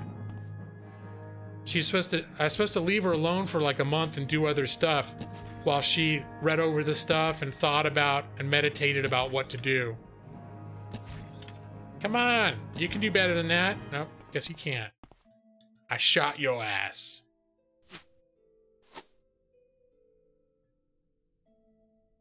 Number 9999999.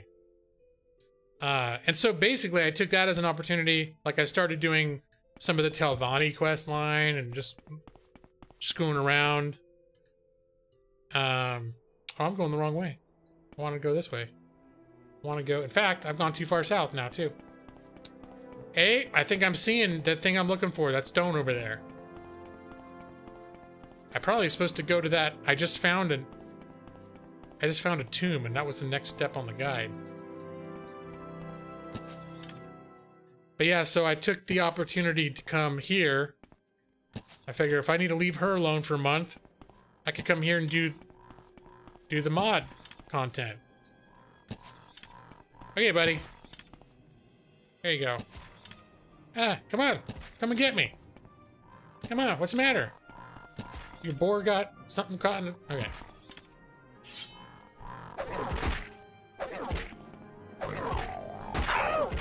I shouldn't be mean. I shouldn't tease. Yeah, let me take those arrows back.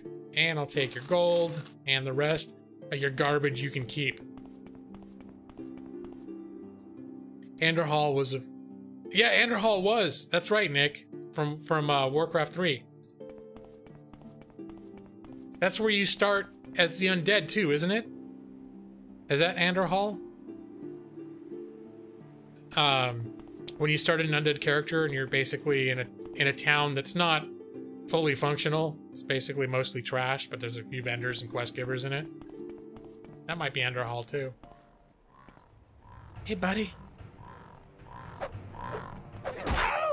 Riveting combat.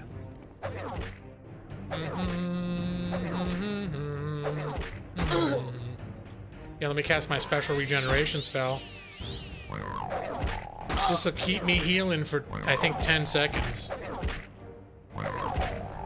There.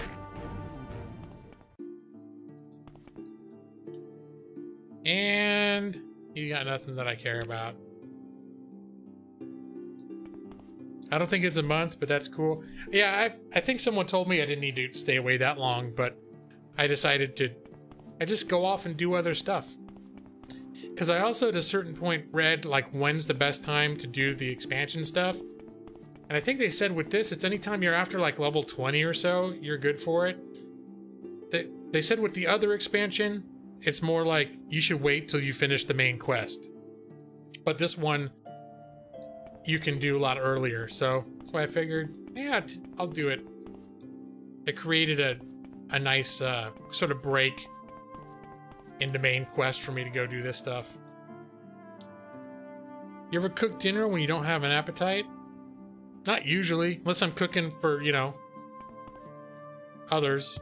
Or unless I know that I need to eat. But sometimes I know I need to eat, but I don't consciously have an appetite. Anyways, so there's your answer, Mike. I think Anderhall was at the center of the Western Plague Lands. Oh, yeah. You might be... I think you're right, now that you talk... Or now there's a... I don't know how it was before, but after Cataclysm, there's now like a big... Or whenever they revamp those zones, that's where there's the big clash between the two big, like the Horde versus the Alliance, and the generals were like old friends or something, fighting on opposite sides against each other now. All right. There's this. Oh, this is the wrong one, but I'll take it. The Beast Stone. Your journal's been updated. Travel south, find the good beast, and ease its suffering. I was gonna say, and eat its suffering. All right, I'm gonna travel south and find the good beast, and eat its suffering. Was it during Cataclysm? Put it. Why, you little rascal? You're so funny. They're like little angry Oompa Loompas. Every time I turn around. Oompa Loompa, Oompa-dee-doo. I'm gonna stab you, cause I am mad. Yeah, turned out. Silly little Oompa Loompa. Here, I want my arrows back, that's all. Oompa Loompa, Oompa-dee-doo. You like my guy, Madman from Space? Yeah, no, he's all about. Let me see. Can I get the put it away? Can I get the 360 view? Now I forget how to. I forget. Is there a key so I can have him look? Oh yeah, I just have to hold down the toggle key. Look at that. This guy. Okay, he's especially sexy when he does his little squat dance. Ladies, I'm coming for you. Ladies, turn, look at me. We developed this technique because I think it's the mod I'm using that added a they added like a strip club, dance club thing, and I was goofing around one night, and I was having him do this. I played some music, and had him up on stage with the dancers, and I was like taking off armor pieces and stuff. It was a good time. So this was his official like strutting, stripping dance. With that, he kept the hat on, of course. Okay, enough of that. He's got cartoonishly long legs. Well, part of that's just a Morrowind. Part of that's just a Morrowind thing. They've gotten a lot better. I think Skyrim was the first one where playing in the third person didn't look completely janky. Like even it looked a lot better in Oblivion, but once you got moving, it looked stupid.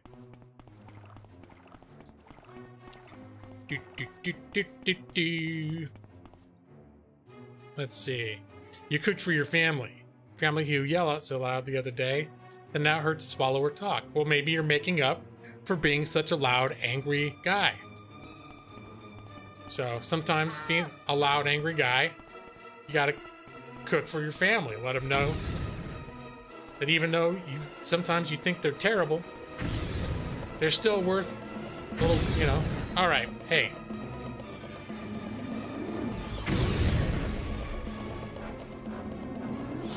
Here, play with that thing. Hey. Okay, this is bullshit. There. You two have a little... I'm gonna sit over here and heal. Yeah, you have fun with that. There's a fucking fly, dude. There's a fly in...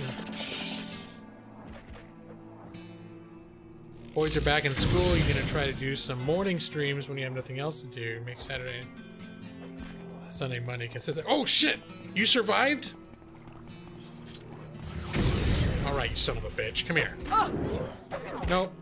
I'm done with you. You killed my summon. Now this is fight. And you made fireballs on me.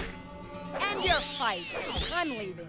No. Oh, what do you mean you're leaving? What kind of bullshit is that? I'm almost dead, for God's sake. Okay. Son of a bitch. Oh, shit. All right. Go.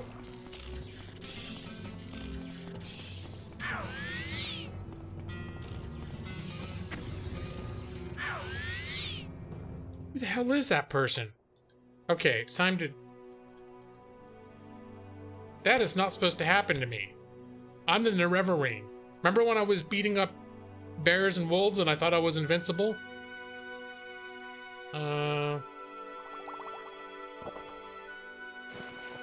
Oop, okay. Wait, how do I drink this stuff? Isn't that what I do? I hold it over myself?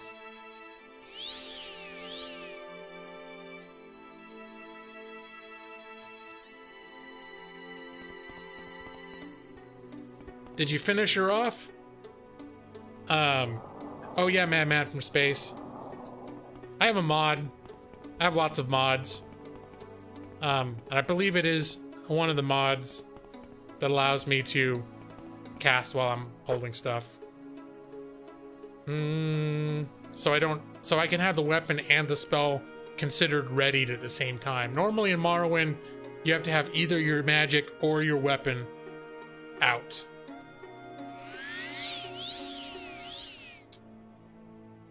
Let's see. Wonder how the Morrowind project is doing on Skyrim right now. I hear it's a massive project and they're making progress, but it always seems like it's... Well, I'm sure it's probably come out before Elder Scrolls 6, so... Meanwhile, there's still a ton of modding projects. Like there's... I forget, what is it called? Project Morrowind? I can't remember. Someone was coming in here while I was playing this a few months ago, plugging it pretty strongly. And it's Morrowind recreated as actual Morrowind, but in a new engine tailored for Morrowind.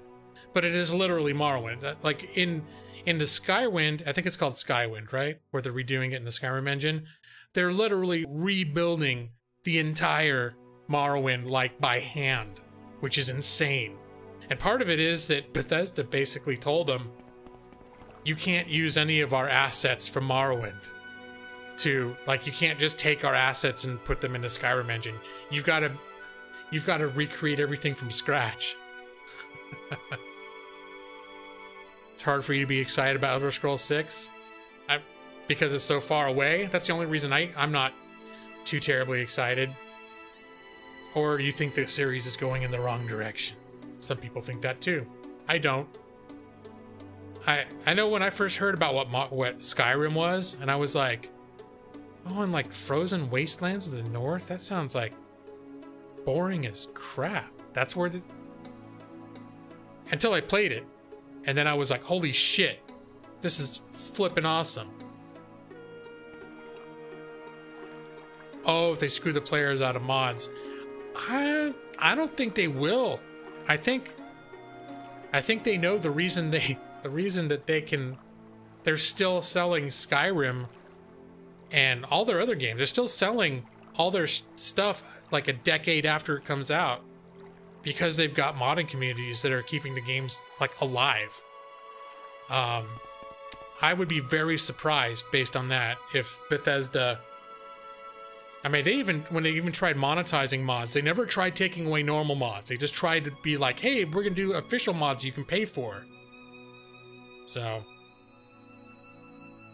I don't think Bethesda would do that and make blank slate games, knowing full well modding community will finish the game for them. That's true to an extent, Mike. Although I know we've had this talk before. I know there are some people that say if you play a modded game, it means you don't actually like the game. As if that's an argument that you shouldn't play it. It's like, no, I like the vanilla game. After I played the vanilla game for a couple hundred hours, and then I realized there were mods that most of the mods didn't complete the game. They just made things convenience features or things that you wish had been in it. A lot of times it's like to taste. Like, for example, one of the things I like in Skyrim are the hunger and sleep and diseases mods that a lot of people don't like, but for me it's immersive. And it turns off fast travel. It makes it so you have to eat and sleep in realistic, like, 24-hour cycles. Let me see. Limit external mods, push Creation Club. Yeah, it's possible. But it's got to be something that works, though. I mean, if they make you pay for it, I don't know if it's gonna go the way that it has for them. I think the fact that they make games that have this robust free modding community, I think that's the fact that they're free, I think is why it's been so successful, to be honest. But they may. It'd be interesting to see if they do try to move. I mean, the Creation Club could have been them testing the waters to see how people reacted. And to see what kind of interest there was. Because the Creation Club was supposed to be like, this is a Bethesda approved, like, officially supported mods. So, I mean, there's something to be said for that, for a lot of people who are like, yeah, I think there are a number of people who like the idea of mods, but they're afraid they're going to break their game, or they're scared, or, you know, whatever. The ketchup on burgers doesn't mean you don't like burgers. Yeah, well, someone was like, I forget where I saw them say it. They're like, yeah, if you modded a game, it means you didn't really like that game. No. But yeah, that's a good analogy, Nick. It's just because you put ketchup on a burger doesn't mean you don't like burgers. But you like them better with ketchup. Some people... Hell, there was this restaurant called Fuddruckers. It's still around, I think, in some places. But they don't have it anymore. They used to have a burger called the Rory Burger. And the Rory Burger had peanut butter on it. And my family, when I was growing up, we tried that out. And we went through this phase where we're like, oh, it sounds disgusting. And then we all tried these Rory burgers, and we loved having peanut butter on our hamburgers. And for a couple years, anytime we had hamburgers, we had peanut butter at the table at home. It even got to the point where my dad would tell me he would be on like business trips, and he'd go to like nice restaurants and order, you know, $40 steaks and ask for a side dish of peanut butter. Yeah, I know. Yeah, that's what I said, Joss. That's what I said. And then they're like, no, we're gonna buy you one of these burgers, and if you don't like it, you don't have to eat it, and we'll get you something else. But you're going to try it. I was like, all right. And then I was totally into it. Calm. I'll take the soul gem. The rest of this shit I don't care about. Last time I saw Fuddruckers was in what is that, Idiocracy? Where they have the montage of like the modern day turning stupider and stupider. They keep showing like a Fuddruckers, and it's like 100 years later it's Rut Fuckers, and by the end, by 500 years later, it just says Butt Fuckers. Idiocracy.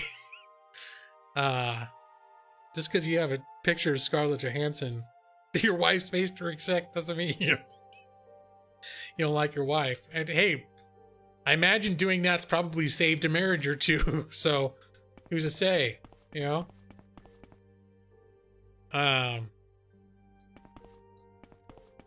Having some technological differences. Fuddruckers has the best burgers. You can get the 1 pound patty and they don't put any garbage on it and let you put on your own condiments so you get exactly the way you like it. Fuddruckers was good. I'm not gonna, and I think they're still, I'm pretty sure they're still around. I just don't know if they're a thing, because I think my wife was saying there's one that she goes to near her work sometimes.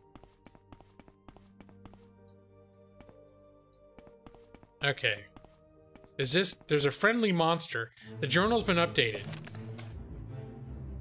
I've come across a bear being attacked by a Reekling. I guess this took too long because those Reeklings are dead already.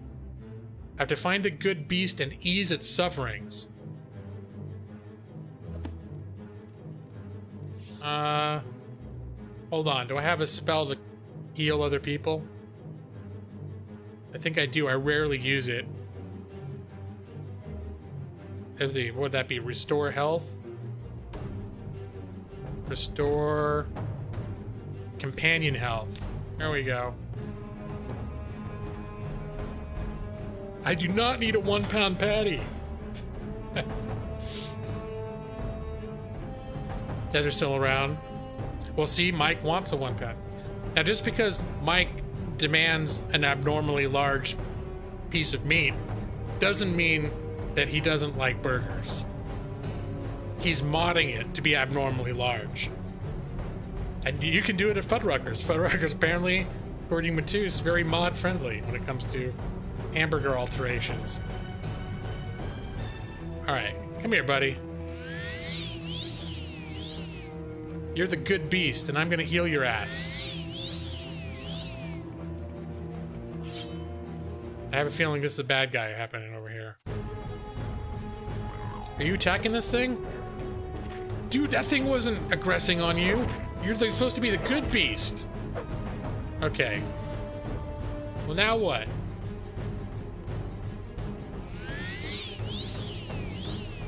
Are we gonna do something?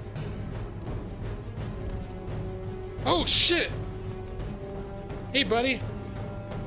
Are you coming after me? I think he is. I think he's just pathing screwed up. Okay. I'm not going to summon the Atronach because I'm afraid his spells might splash damage to bear. So we're going to do some bitch tactics. Given that this guy moves super slow, it's going to take a gajillion arrows. Pathing is perfect. I think you're confused. This guy just looks... Doesn't he just look like a middle-aged accountant? I mean, he's dressed like a big old barbarian. And he looks so sad when you hit him. He's just like, oh no. He's like a character. He's like a character that should have been in Office Space. You want to come to my LARPing party?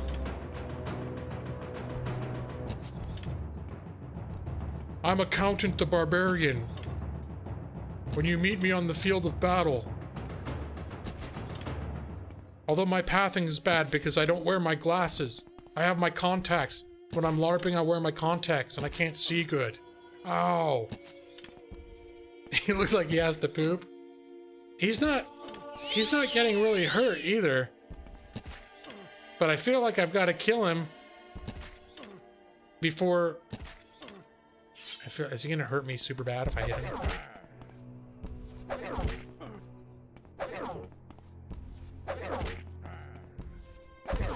Okay. You may also notice that my stamina or endurance, whatever the green bar, never goes down. Because I have mods to take care of that too.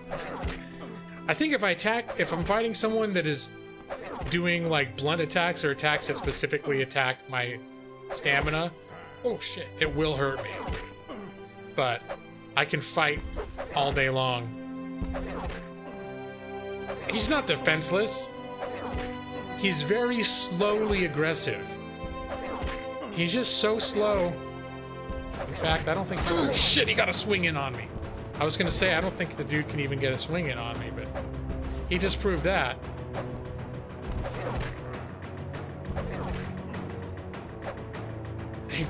Giant accountant!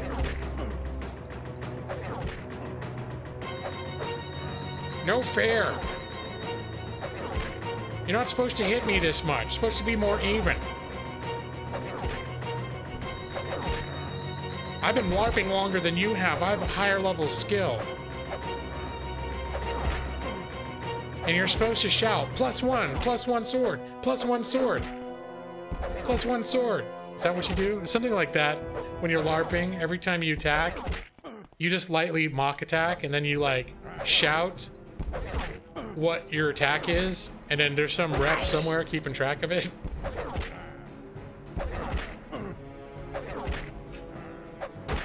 It's okay, Bear. I got this.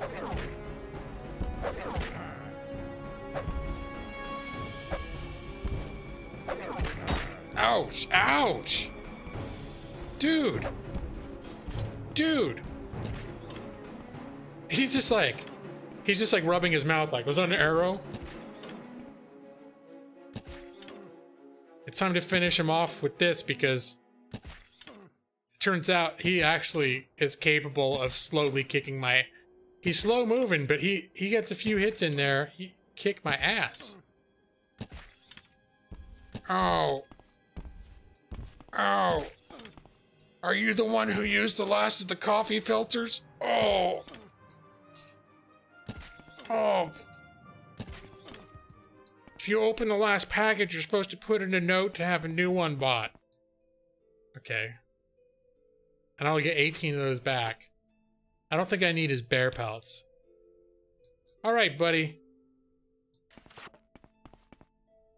Now, can I,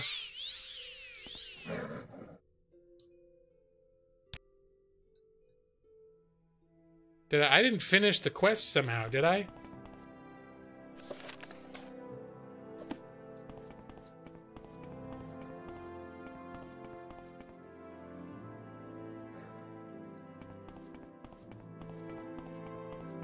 I feel like something's gone sideways from this quest. Did you take my piece of ice cream cake from Shannon's going away potluck?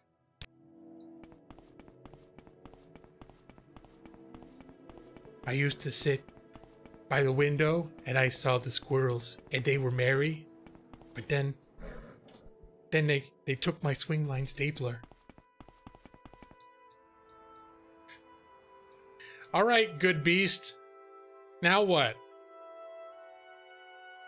I don't know. I feel like this is not, I feel like something is misfired in this quest. All right, I think it's time for me to consult the quest dialogue and see how this was supposed to happen. Do I have to kill it?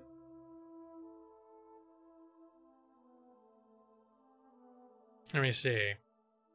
Oops. We're doing the Ritual of Beasts.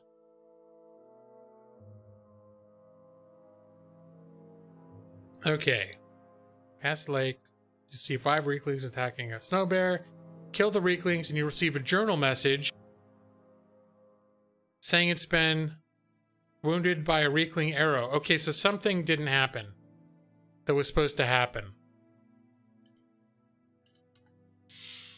All right, hold on. Now I've got the guide window covering up my chat. That won't do either. The arrows are removed. You'll receive another entry telling you stay until it is well or try to heal it. Okay, well, I guess I'm skipping ahead. Let me just make sure there hasn't been... Nope, apparently, according to this...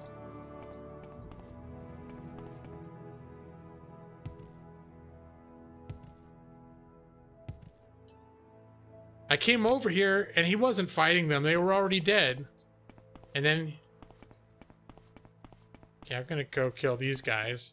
I feel like something has gone terribly, terribly wrong here. Well, I can... As long as I'm... Might as well heal myself as long as this isn't progressing. Come on, guys. You guys got a polar bear to shoot. I don't see any of you guys got arrows, but... Come on. I need to get you together with a bear, and one of y'all's got to shoot him with an arrow.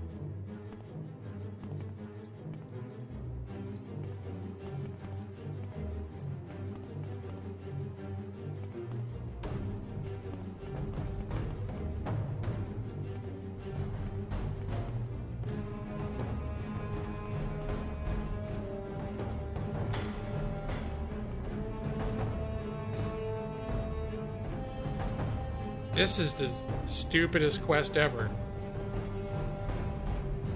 Go ahead, fight the bear. Weaklings and bears are natural enemies.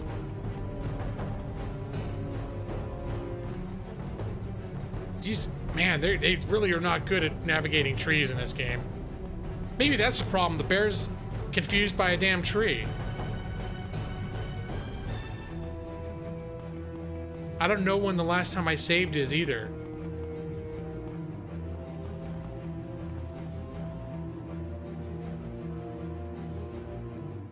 Alright, screw this. It's getting stupid.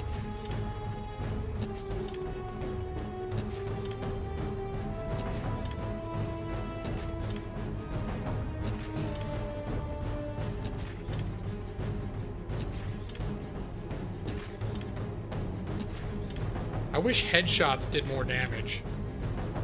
Because I'm nailing this guy. Well, it's all... There you go. There! Oh, my journal's been updated! Sweet! Okay, just speaking of which, though, time for a quick save. Holy crap. I forgot. That happened before when I was playing this. There's an arrow that will need to be removed. Okay. Well, first off, let me get my, let me get that restore companion health thing ready.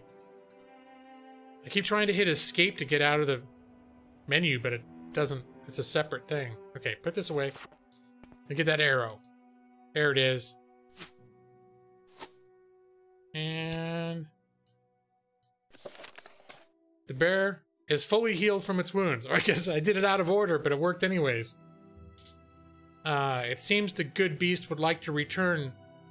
Where? I should return to the beast stone. Okay, and it's gonna come with me. Yay! Where's Syria? Is it? I know. Hey, Brad, didn't I tell you? Maybe I didn't. That's why I unlocked it early, because I've been interested in that game. So I actually played the first few hours of it just to see. I've never played that series at all, but I heard it was really good. So I played it for a few hours over the weekend. And aside from, you know, that's what I was complaining earlier about, like anime tropes that I'm not that into. But like where they make, I was talking about how in the opening scene there's these girls. It was like literally the opening cutscene. There's these girls running through a forest. They're like running away from danger, and they're like, as they're running and they're scared. So of course it's like an anime. So they have to be like,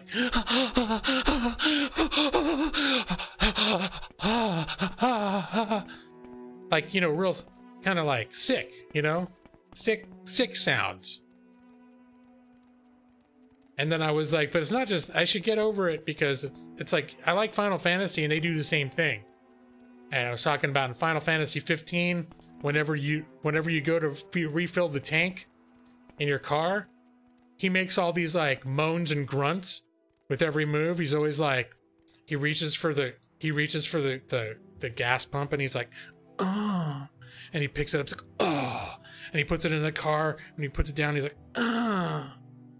It's like every little movement he does to pump the gas, he's got to make some little anime noise. You'll be able to overlook it.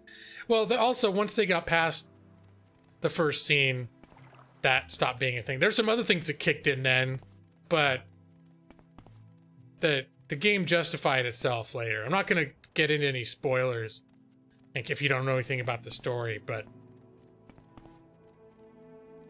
it started off where everything just seemed a little too cheesy, and I was like, oh, is this going to be like super, like where everyone's like, hey, birthday cake, loving it, you know, just super sappy, cheesy. As long as it's not sexualizing young girls, I can probably deal.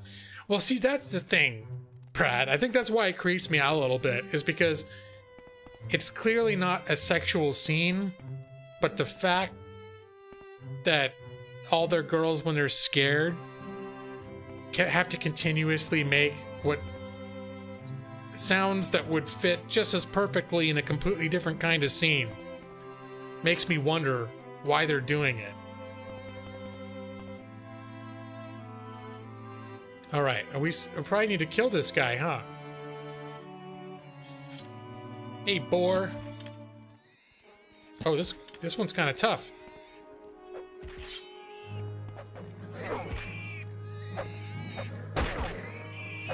Okay.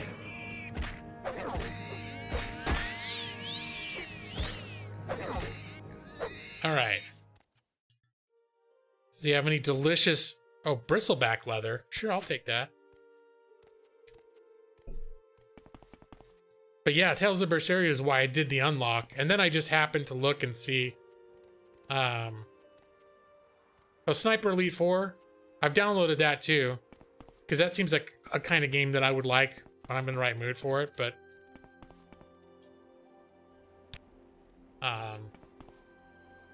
yeah, A Hat in Time... I think I thought of that because I think CPG... Didn't CPG mention that you gifted your code to him? And he's going to play that? Journal's been updated. Okay. Ooh, look at this. Whoa, dude. Check it out. Okay, what did the journal say? As I approached the beast stone, it began to glow with a magical light. I have completed the gift of beasts ritual. Sweet. Oh, he streamed it on Friday? Yeah, Friday was, my wife and I's 11th anniversary was last weekend. And my wife, took Friday off so she could have an extra long, we could have an extra long weekend. So, I think Friday? Where were we Friday? I think Friday is when we went out to the movies. We did, yeah, that's right, we did dinner and a movie. I found a new vegan restaurant for her in Pasadena. And we went to this little indie theater that we like, where they have cheap movies. And we watched Solo. Mainly, I wanted to see Solo. The Han Solo movie. Dude.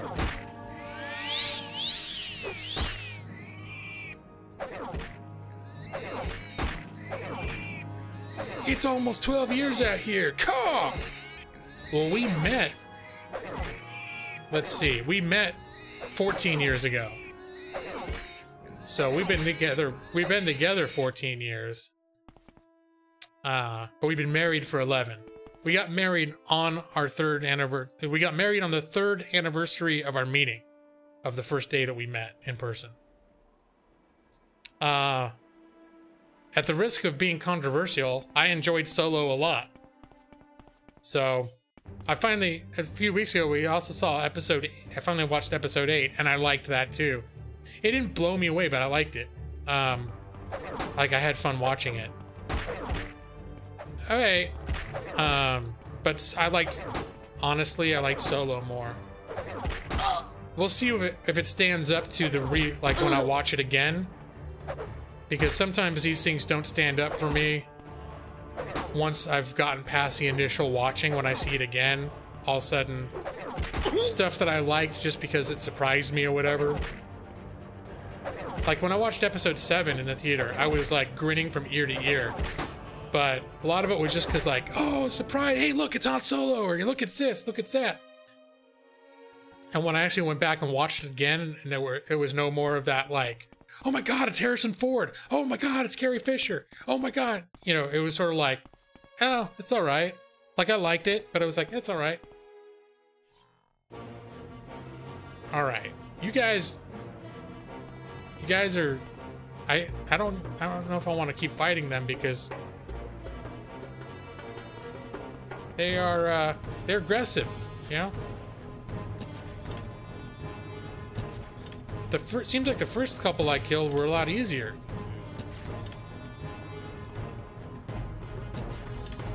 Damn it, you guys.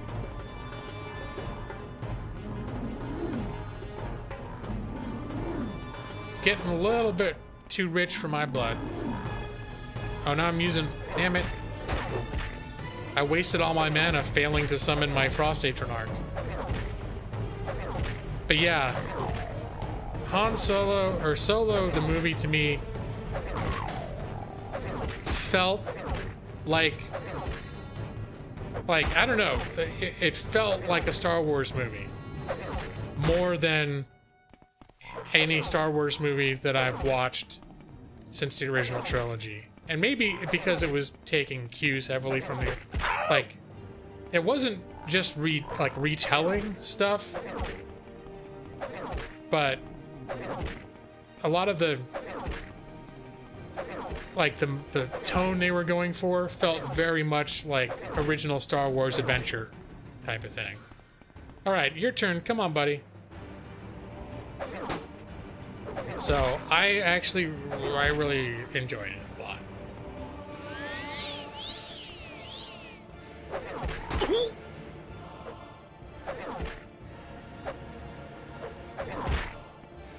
All right, come on. Damn it. Yeah, let me get some of my arrows back. Oh yeah, and a wooden fork. Hang on, I'm gonna go mount that on my wall when I get home. I'll take your 1 gold coin. Great. You were meh on Solo. Well, I mean, that's what I told my wife too, is any one of these movies that comes out, there's gonna be an entire spectrum of how people feel about them. And there are. I mean, I know I never watched them because I don't want spoilers, but I know I've seen many videos on every episode 7, episode 8, and also Solo, which would come out and they'll be like, how X, whichever movie it is, ruined the Star Wars franchise.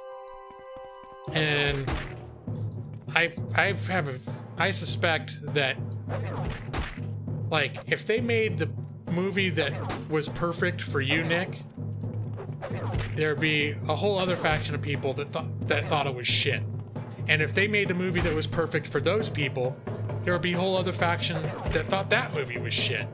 And it's because I think now it's like politics and religion, Star Wars, where people have lots of different opinions and ideas about how what a Star Wars movie should do, how it should feel, how it should ways in which it should maintain continuity. Because there were a couple things where I was like, I'm not sure if this maintains continuity properly. I'm gonna have to look back at a couple things. But I have a huge amount of suspension of disbelief when it comes to movies. It's just the way that I am. I'm very forgiving in a lot of ways. That's a little too convenient. Yeah, it was. But I mean, you go back to the original trilogy and it was kind of like that, you know? I mean, the Ewoks attacking AT-AT walkers and shit. I mean, it's just, you know, it's been there. There's been shit all along that's happened. It's been like, if you're going to be critical about it, it's like, derp, you know? I think. But just have fun. That's my opinion. Just have fun with it. And if if it's just on that criteria, you're watching it and you're still not having fun, then that's like fine, you know? You know, you didn't like it, but you gave it a chance. Coffee bird! It is Soul Slime. Old school Soul Slime. I'm looking for the Wind Stone. It's somewhere around here. Hey, buddy! Oh, shit! There are a lot of boars and not nearly enough bacon. In fact, I don't think I've seen any bacon at all. And I object to having to kill boars without also acquiring bacon. Wow, this boar is kicking my ass! And there appears to be some sort of terrific storm occurring right now.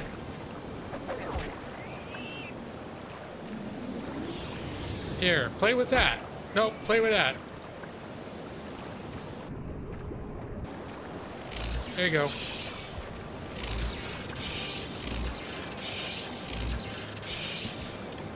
There, a little bitch tactics 101.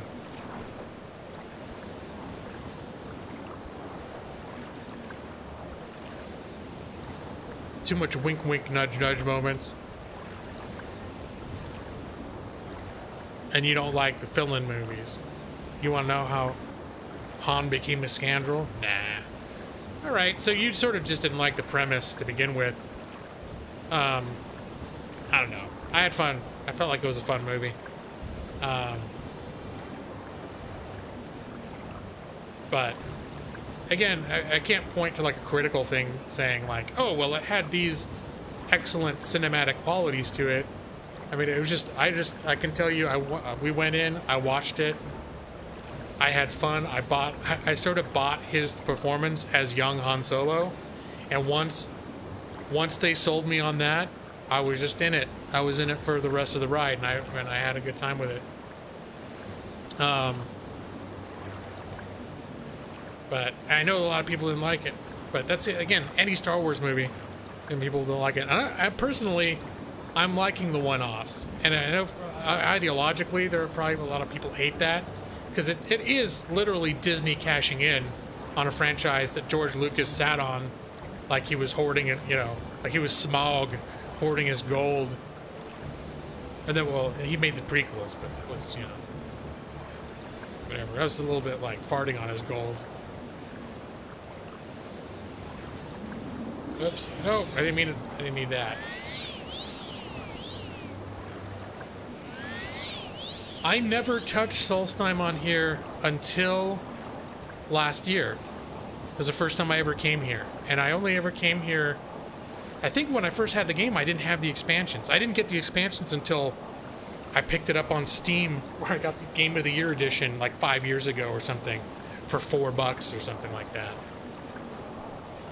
So I didn't have the expansions for the longest time.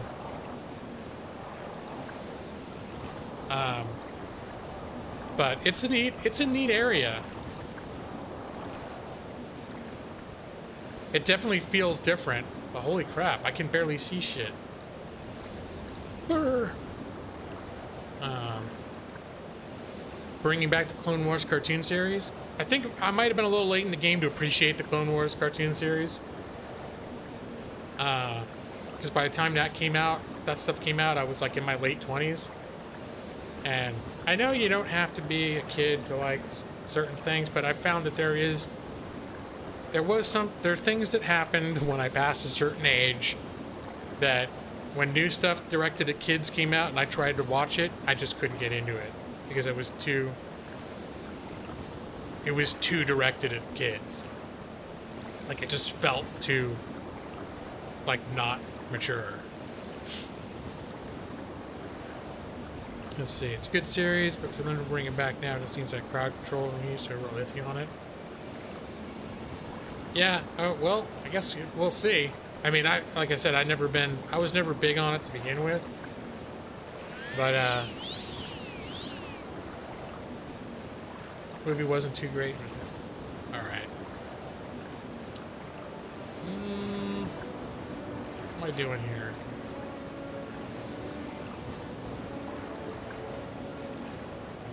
Oh yeah, I was gonna check my map.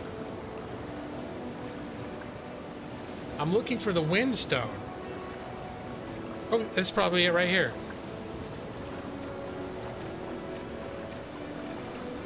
Wind. Your journal's been updated. Travel south and east of the Lake of Ice to Glenshul's tomb and free the winds from the greedy man's bag.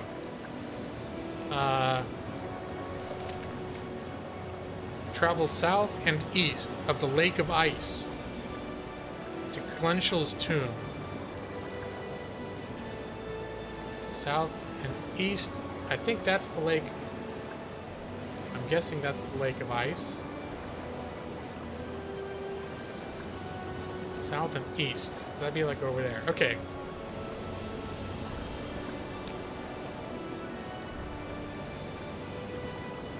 Mike, you were turned off of Star Wars when they got the Ewoks. 2 teddy bear kiddish for me back then. And that's... Return of the Jedi is where...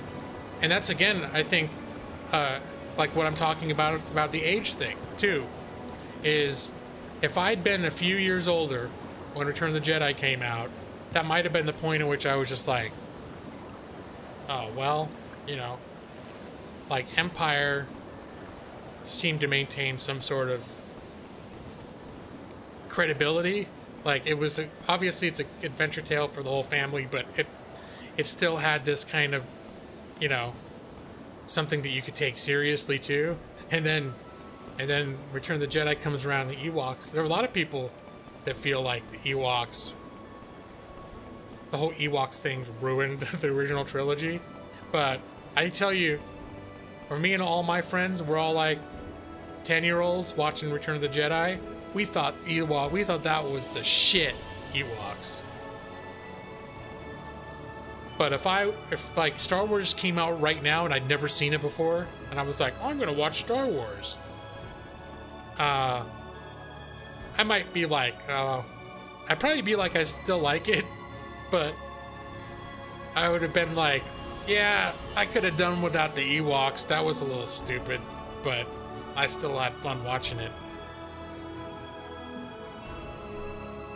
Oh no, the Ewoks were what gave us Jar Jar. How does that work? Oh look, I like how he's holding his hand up like he's all like, oh look at the snow.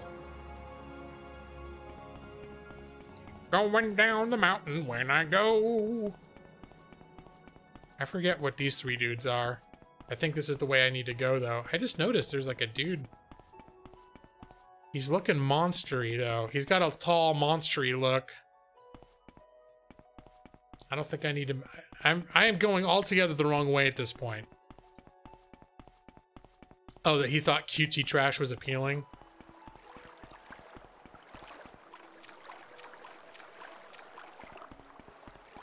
I forget what all happened. I know there was stuff happening in the background of those movies being made. Like, who was writing them and directing them, and...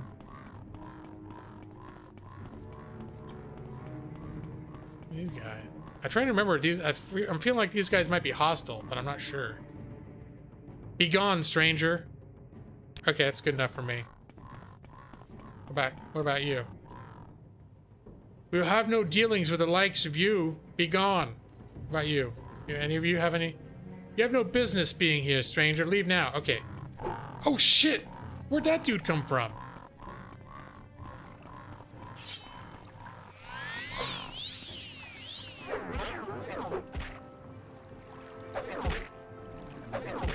Wow, they're like coming out of the woodworks, these guys.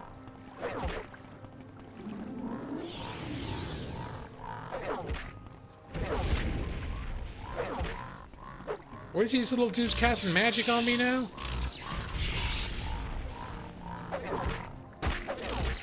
Alright, you take that guy and I'll take this guy. How does that work? Alright, there you go. Here, I'm just gonna run in circles while my summon shoots lightning on your ass. How do you think? How do you like that plan?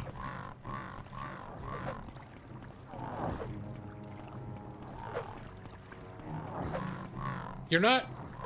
He's really into attacking me, apparently. Alright, so we'll just...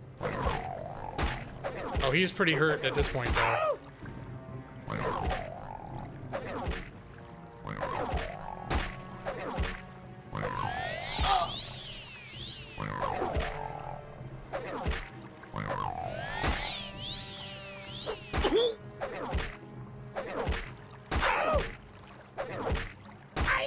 Alright, come on. Down you go. I have been victorious in epic hand-to-hand combat. Alright. You were 25-ish by then? Yeah, I mean, that's why I can exactly agree that there was definitely... The Ewok signified a tonal shift. And that's something that I heard, too, was that a lot of kids that grew up watching Jar Jar thought Jar Jar was funny as shit. They're like, Jar Jar's awesome, like when they were kids. And I've known people, I think I've asked people in here, like, what did you, when you were a kid, did you think Jar Jar was cool? And they're like, no, I always thought Jar Jar was shit. But I was surprised at a certain point to learn that, like, there were a whole generation of kids that thought Jar Jar was like the bee's knees. Used to have a Jar Jar bat toy. Hey, Tater Dave, what's up, man? Welcome. Welcome to my super elite Morrowind stream. I'm actually doing a lot more gameplay than I did for the first 45 minutes. Let's see what time it is. I'm actually 3 hours into my stream. I was planning... My wife was going to be out late today because she's working a little late. And she's also been... She started going to the gym after work. So I think I'm aiming for ending the stream when she gets home. Which... Probably sometime between now and like the next hour or so.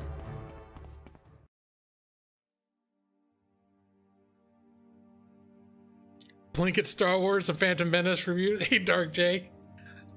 Someone else recommended those to me recently, and I watched them. I watched them all like back to back about a month or two ago. Let's watch Star Wars. But I can't do the guy's voice. Star Wars Episode 1, The Phantom Menace. Hold on. Let me... He has to go down to his... He has people like held prisoner in his basement.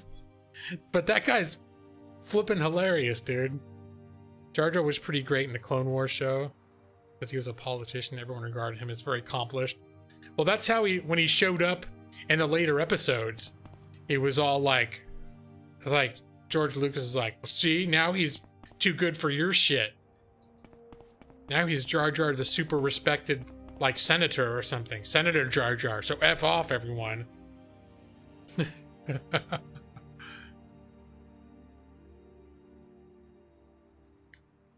I could live with Jar Jar if they didn't kill legends. See, all that, the additional lore, I have no idea. I have no idea. That was, again, I'm with, like, I'm with Mike at this point, that a lot of this stuff happened when I was too old, so I was like, I'll just stick to the main movies. And I actually liked the prequels when they came out. I thought the first one I was a little, I definitely was like, I had to hold my nose a little bit at certain major parts, but I still had fun watching it. And then the second one that was not like stupid in the same ways of pod racing, and I mean, I feel bad. Apparently the kid that played little Annie, like his life was basically ruined by it. I feel bad for him, but man, it was not fun watching him be Darth Vader. It's not his fault. Come on, I built C-3PO and R2, no, he just built C-3PO, but still, not his fault. He didn't write the story, but yeah, I'm real good with stuff. I built C-3PO. Now I'm gonna win a race in this super cool pod racer I built.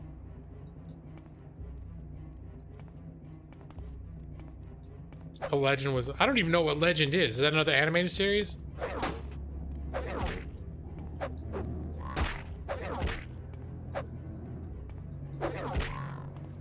It could be. If I gave some of that stuff a chance, I'd end up liking it. And I think I watched like the first episode or two of the Clone Wars, and I was trying. I was sort of trying. And I was just like, this just feels too much like a Saturday morning cartoon.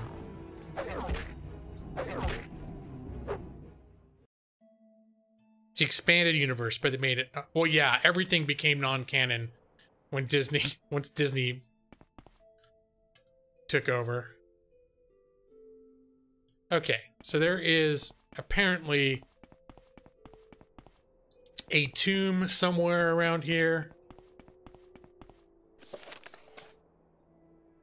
South and east.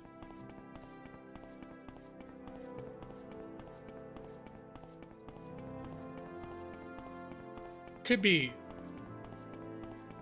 any one of these like lumps could end up being a tomb. I'm assuming that is the Lake of Ice. Got any rat poison? Put it in the tea. Put the rat poison in the tea. Guess he's never killed a hooker before. I don't get the reference, but I don't think...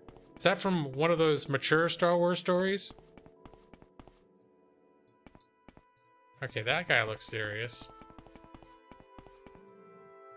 Oh, Mr. Plinkett. Okay. I only watched them once, and I think I watched them also while I was half dozy, like, or doing other things. So, I'm not familiar with them to the extent that you can throw out a quote and I'll just be like, oh yeah. Oh, son of a bitch. He's on to me. He's on to me. All right, where's my guy? Where's my guy? Come on. Come on, guy. Come on, guy.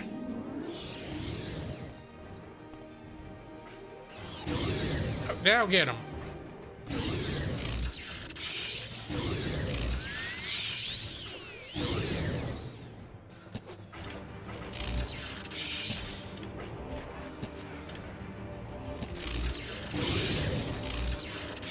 Because that's how we do it, yo. You gonna attack too? It's an awfully chill bear right there. I know he's gonna act up in a second. He's gonna be like, no, I'm not gonna attack you, by golly. Yeah, no, they're good enough when I watched them the first time. They're good enough that I would watch them again for sure. And I like long form stuff like that, where you can just be like, yeah, I'm just gonna sit here and watch this guy do his thing for the next 4 hours, you know? Just subscribe to Red Letter Media. I did. In fact, I'm almost positive that I did. Yeah, that's the channel that has it. After The Last Jedi mess, I appreciate the prequels a lot more. Yeah, again, I was talking about, I don't know if you were here, but I was talking about that earlier. I tend to just have fun with all the Star Wars movies. I don't look at them too critically. So, and I tend to have fun. I tend to have more fun because of it, I think. But, hey, this is that drug addict dude. Here's the dead guy. There's a dead corpse out here with moon sugar on it, and you come in and this is like, it's like the druggy equivalent of Santa's workshop at the North Pole.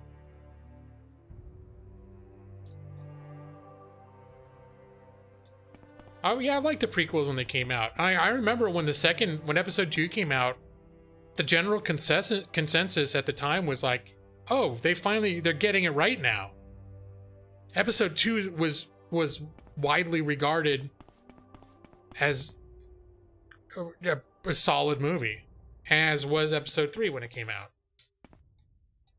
So it was sort of like, I think it was once internet culture really took off, all of a sudden it's like everyone's like, oh no, it turns out these movies were shit. It's like, oh, were they? Maybe, I guess they were. That's sort of how it seemed to me. Like, at the time, everyone, when episode 1 came out, was like, eh. yeah, people were a little bit, they were disappointed, kind of pissed off. They didn't like Jar Jar. Grown-ups anyways. People that grew up with the trilogy. And then episode 2 came out, and most people were like, yeah, it's pretty good. I think they redeemed them. They've redeemed themselves. In episode 3, there was cheese. I mean, there was still cheesy stuff. Everyone made fun of Hayden Christensen and some of the acting and stuff, but gotta stop horking all the skooma. Let me see. It's hey buddy. It's Candy, he makes so much. Uncle Sweetshare has a magic touch. So it's back to the workshop in the snow with lovely lanterns all aglow. Hee hee, ha ho, hee hee hee, ha ha ho.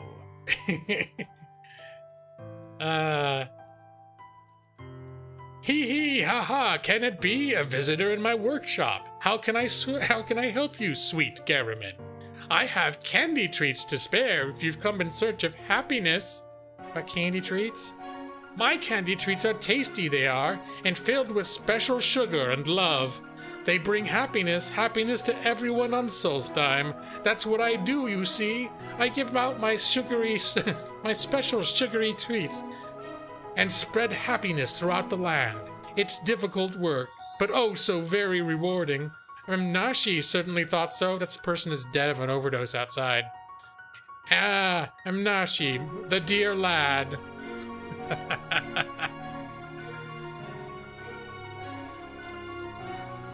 I think on repeat watches, I thought episode 2 was less exciting. That's the same actually what happened with episode 7.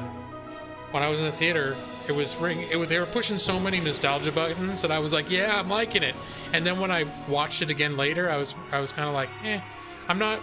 Well, like I said, any one of those movies that comes out now, no matter what it is, there's going to be a faction of people that hate it. And if they made the perfect movie for that faction, there'd be another faction that hated that movie. And if they made a perfect movie for that faction, there'd be another faction that hated that. So it's like, it's sort of, like I said, it's like religion and politics. There's always going to be people that don't like it or that hate it, no matter what they do, because people have very strong opinions and differing opinions about what Star Wars should look like, what they should do with it. Let me see. Jar Jar was whack, but Phantom Menace introduced the most badass, meanest looking Darth. Yeah, Darth Maul was kind of badass. I liked him. Spent 25 minutes getting to work. We're still talking. We keep going back to Star Wars because I keep looking back. Should be more in the style of a Wes Anderson. Let me see. And now that we're here, I was gonna look at the guys. I have his whole little. I came across this book earlier and I started reading it. But where's his? Oh yeah, the Song of Uncle Sweetshare. It was hee hee ha ho, to the workshop he will go. My uncle's candy is so sweet. It's such a yummy winter's treat.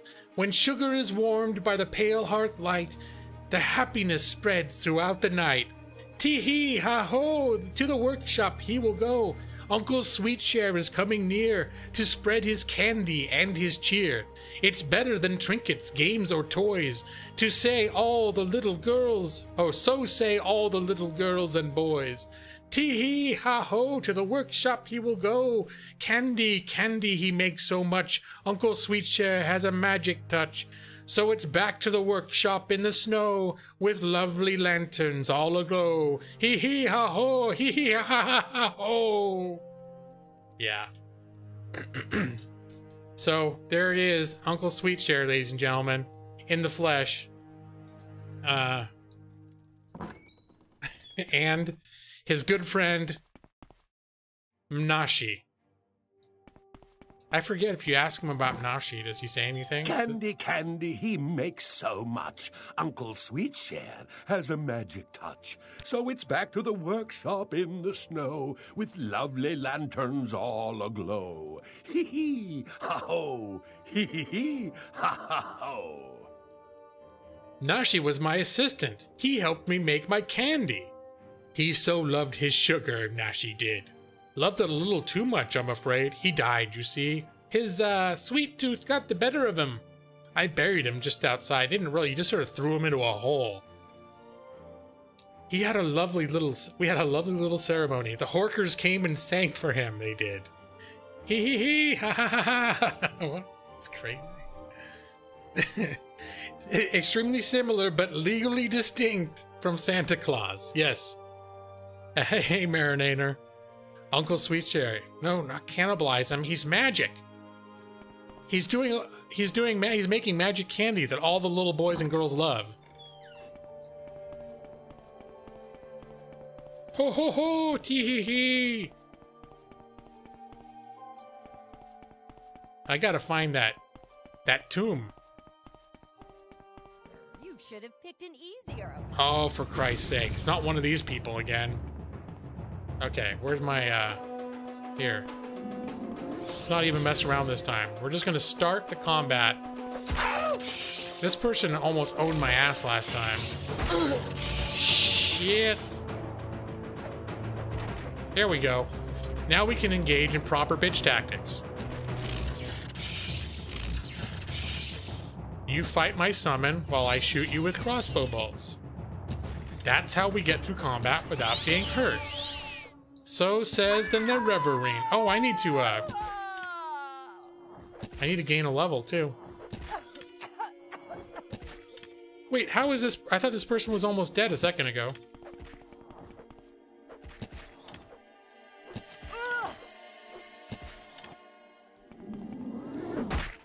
Nope, nope, nope, nope, nope, nope, nope, nope. Face death.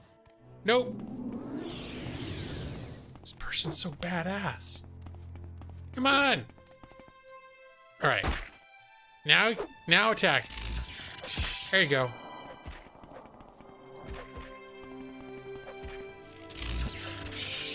I think she can heal herself or something. Cause she's pretty hurt right now. But somehow she ended up back at full health. It happened before too. Come on, hurry up, kill her.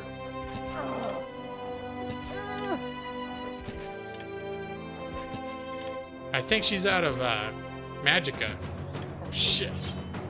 I feel like I'm barely hurting her at all.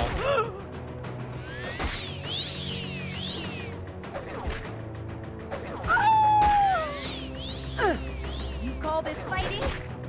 I call it bitch tactics, except now I'm actually fighting. Oh. Welcome home. Give in. You're dead already. My lady wife has arrived home.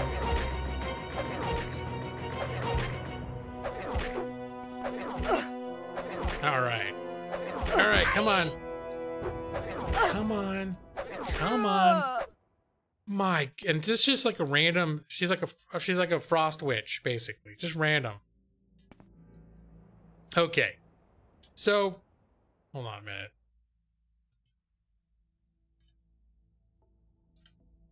I'm at 7:27. So I've been streaming for a little over 3 hours. This was sort of my plan. I was going to stream till my wife got home.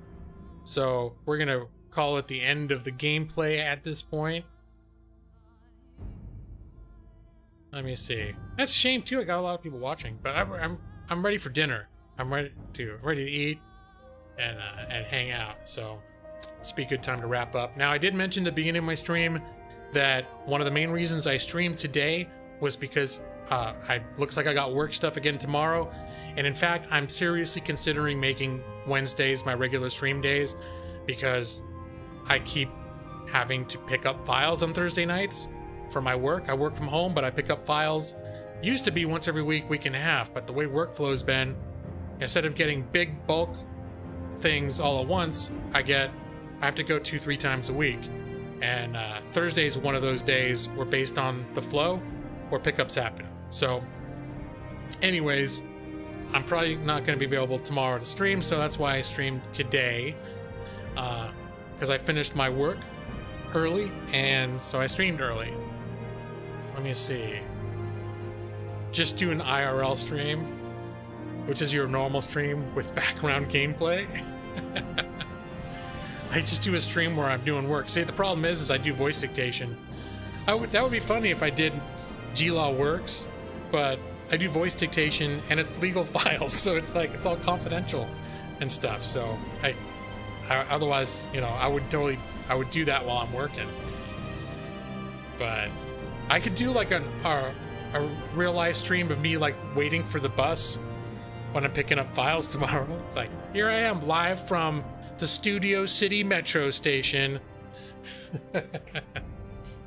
Found out about your secret life of a stringer, so they're just jelly and want to give double the files. Well, the thing is I'm actually overall getting slightly less work. My workflow is about still on average what I'm getting, what I normally get, but it's like instead of getting 15 inches and then keeping that for a week and a half, having a long deadline, I'll get 5 inches that are due in 4 days or 3 days.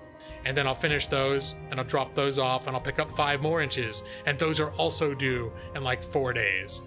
And it keeps happening over and over again. That used to be considered, well, they are technically calling them rush files, but they're supposed to be an exception to the rule. Like I used to talk about if they're going to give me rush files, that I'm going to charge you rush rates. I'll charge you more. But I determined that I'd rather get the work. That there are times when you don't have the work. I'd rather get the work and not bitch about the fact that it's a rush file. And then I'm like, yeah, some people, you know, if I have to commute to pick this stuff up once in a while, 2 or 3 times a week. I mean, most people have to commute every day. So, yeah, I shouldn't bitch. I should just take my work and, you know, whatever. I can work from home in my damn boxers and watch YouTube videos while I'm working. So what do I got to complain about? Want to see me eat some grocery store poutine? I'm a little over that. I used to get those poutine poppers. I still need to go to the real poutineery that Noxire pointed out. I did go, but I need to try the different types of poutine. I got like a million different combinations. I just can't. That's right, Brad. Those 15 inches. Let's see. Yeah. My commute is me leaving and then coming right back home again. So I can work at home? Well, it's what I consider the equivalent of a commute.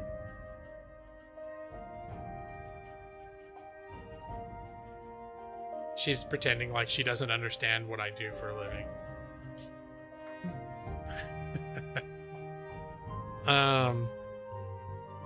All right, well, let's see if we've got...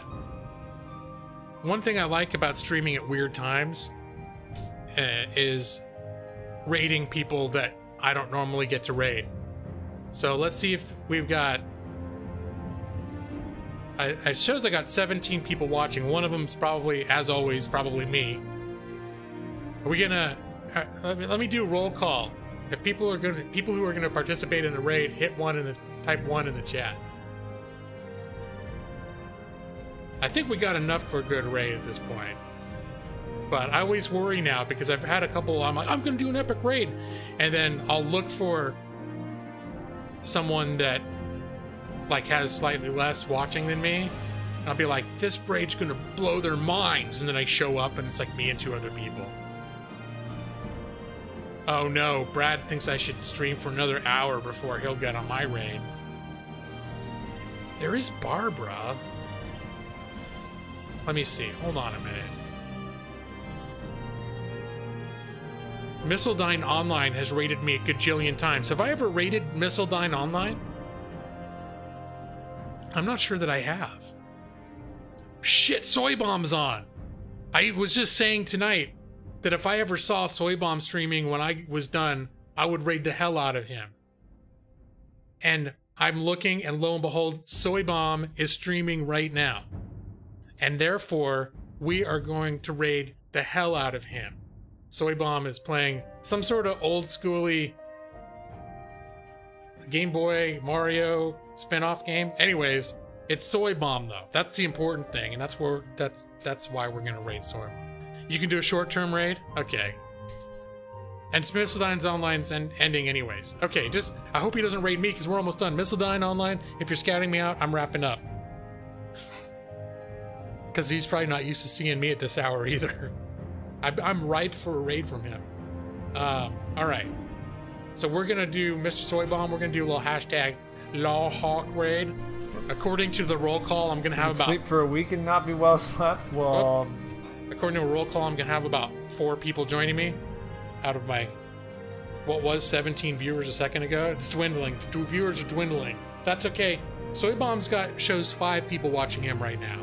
So if I show up with 4 other people, I've still doubled his view count. I feel like I've done something special for him. If there are more lingerers, I wouldn't mind you joining. There it is. Brad Pritchard does it with Lawhawk Raid.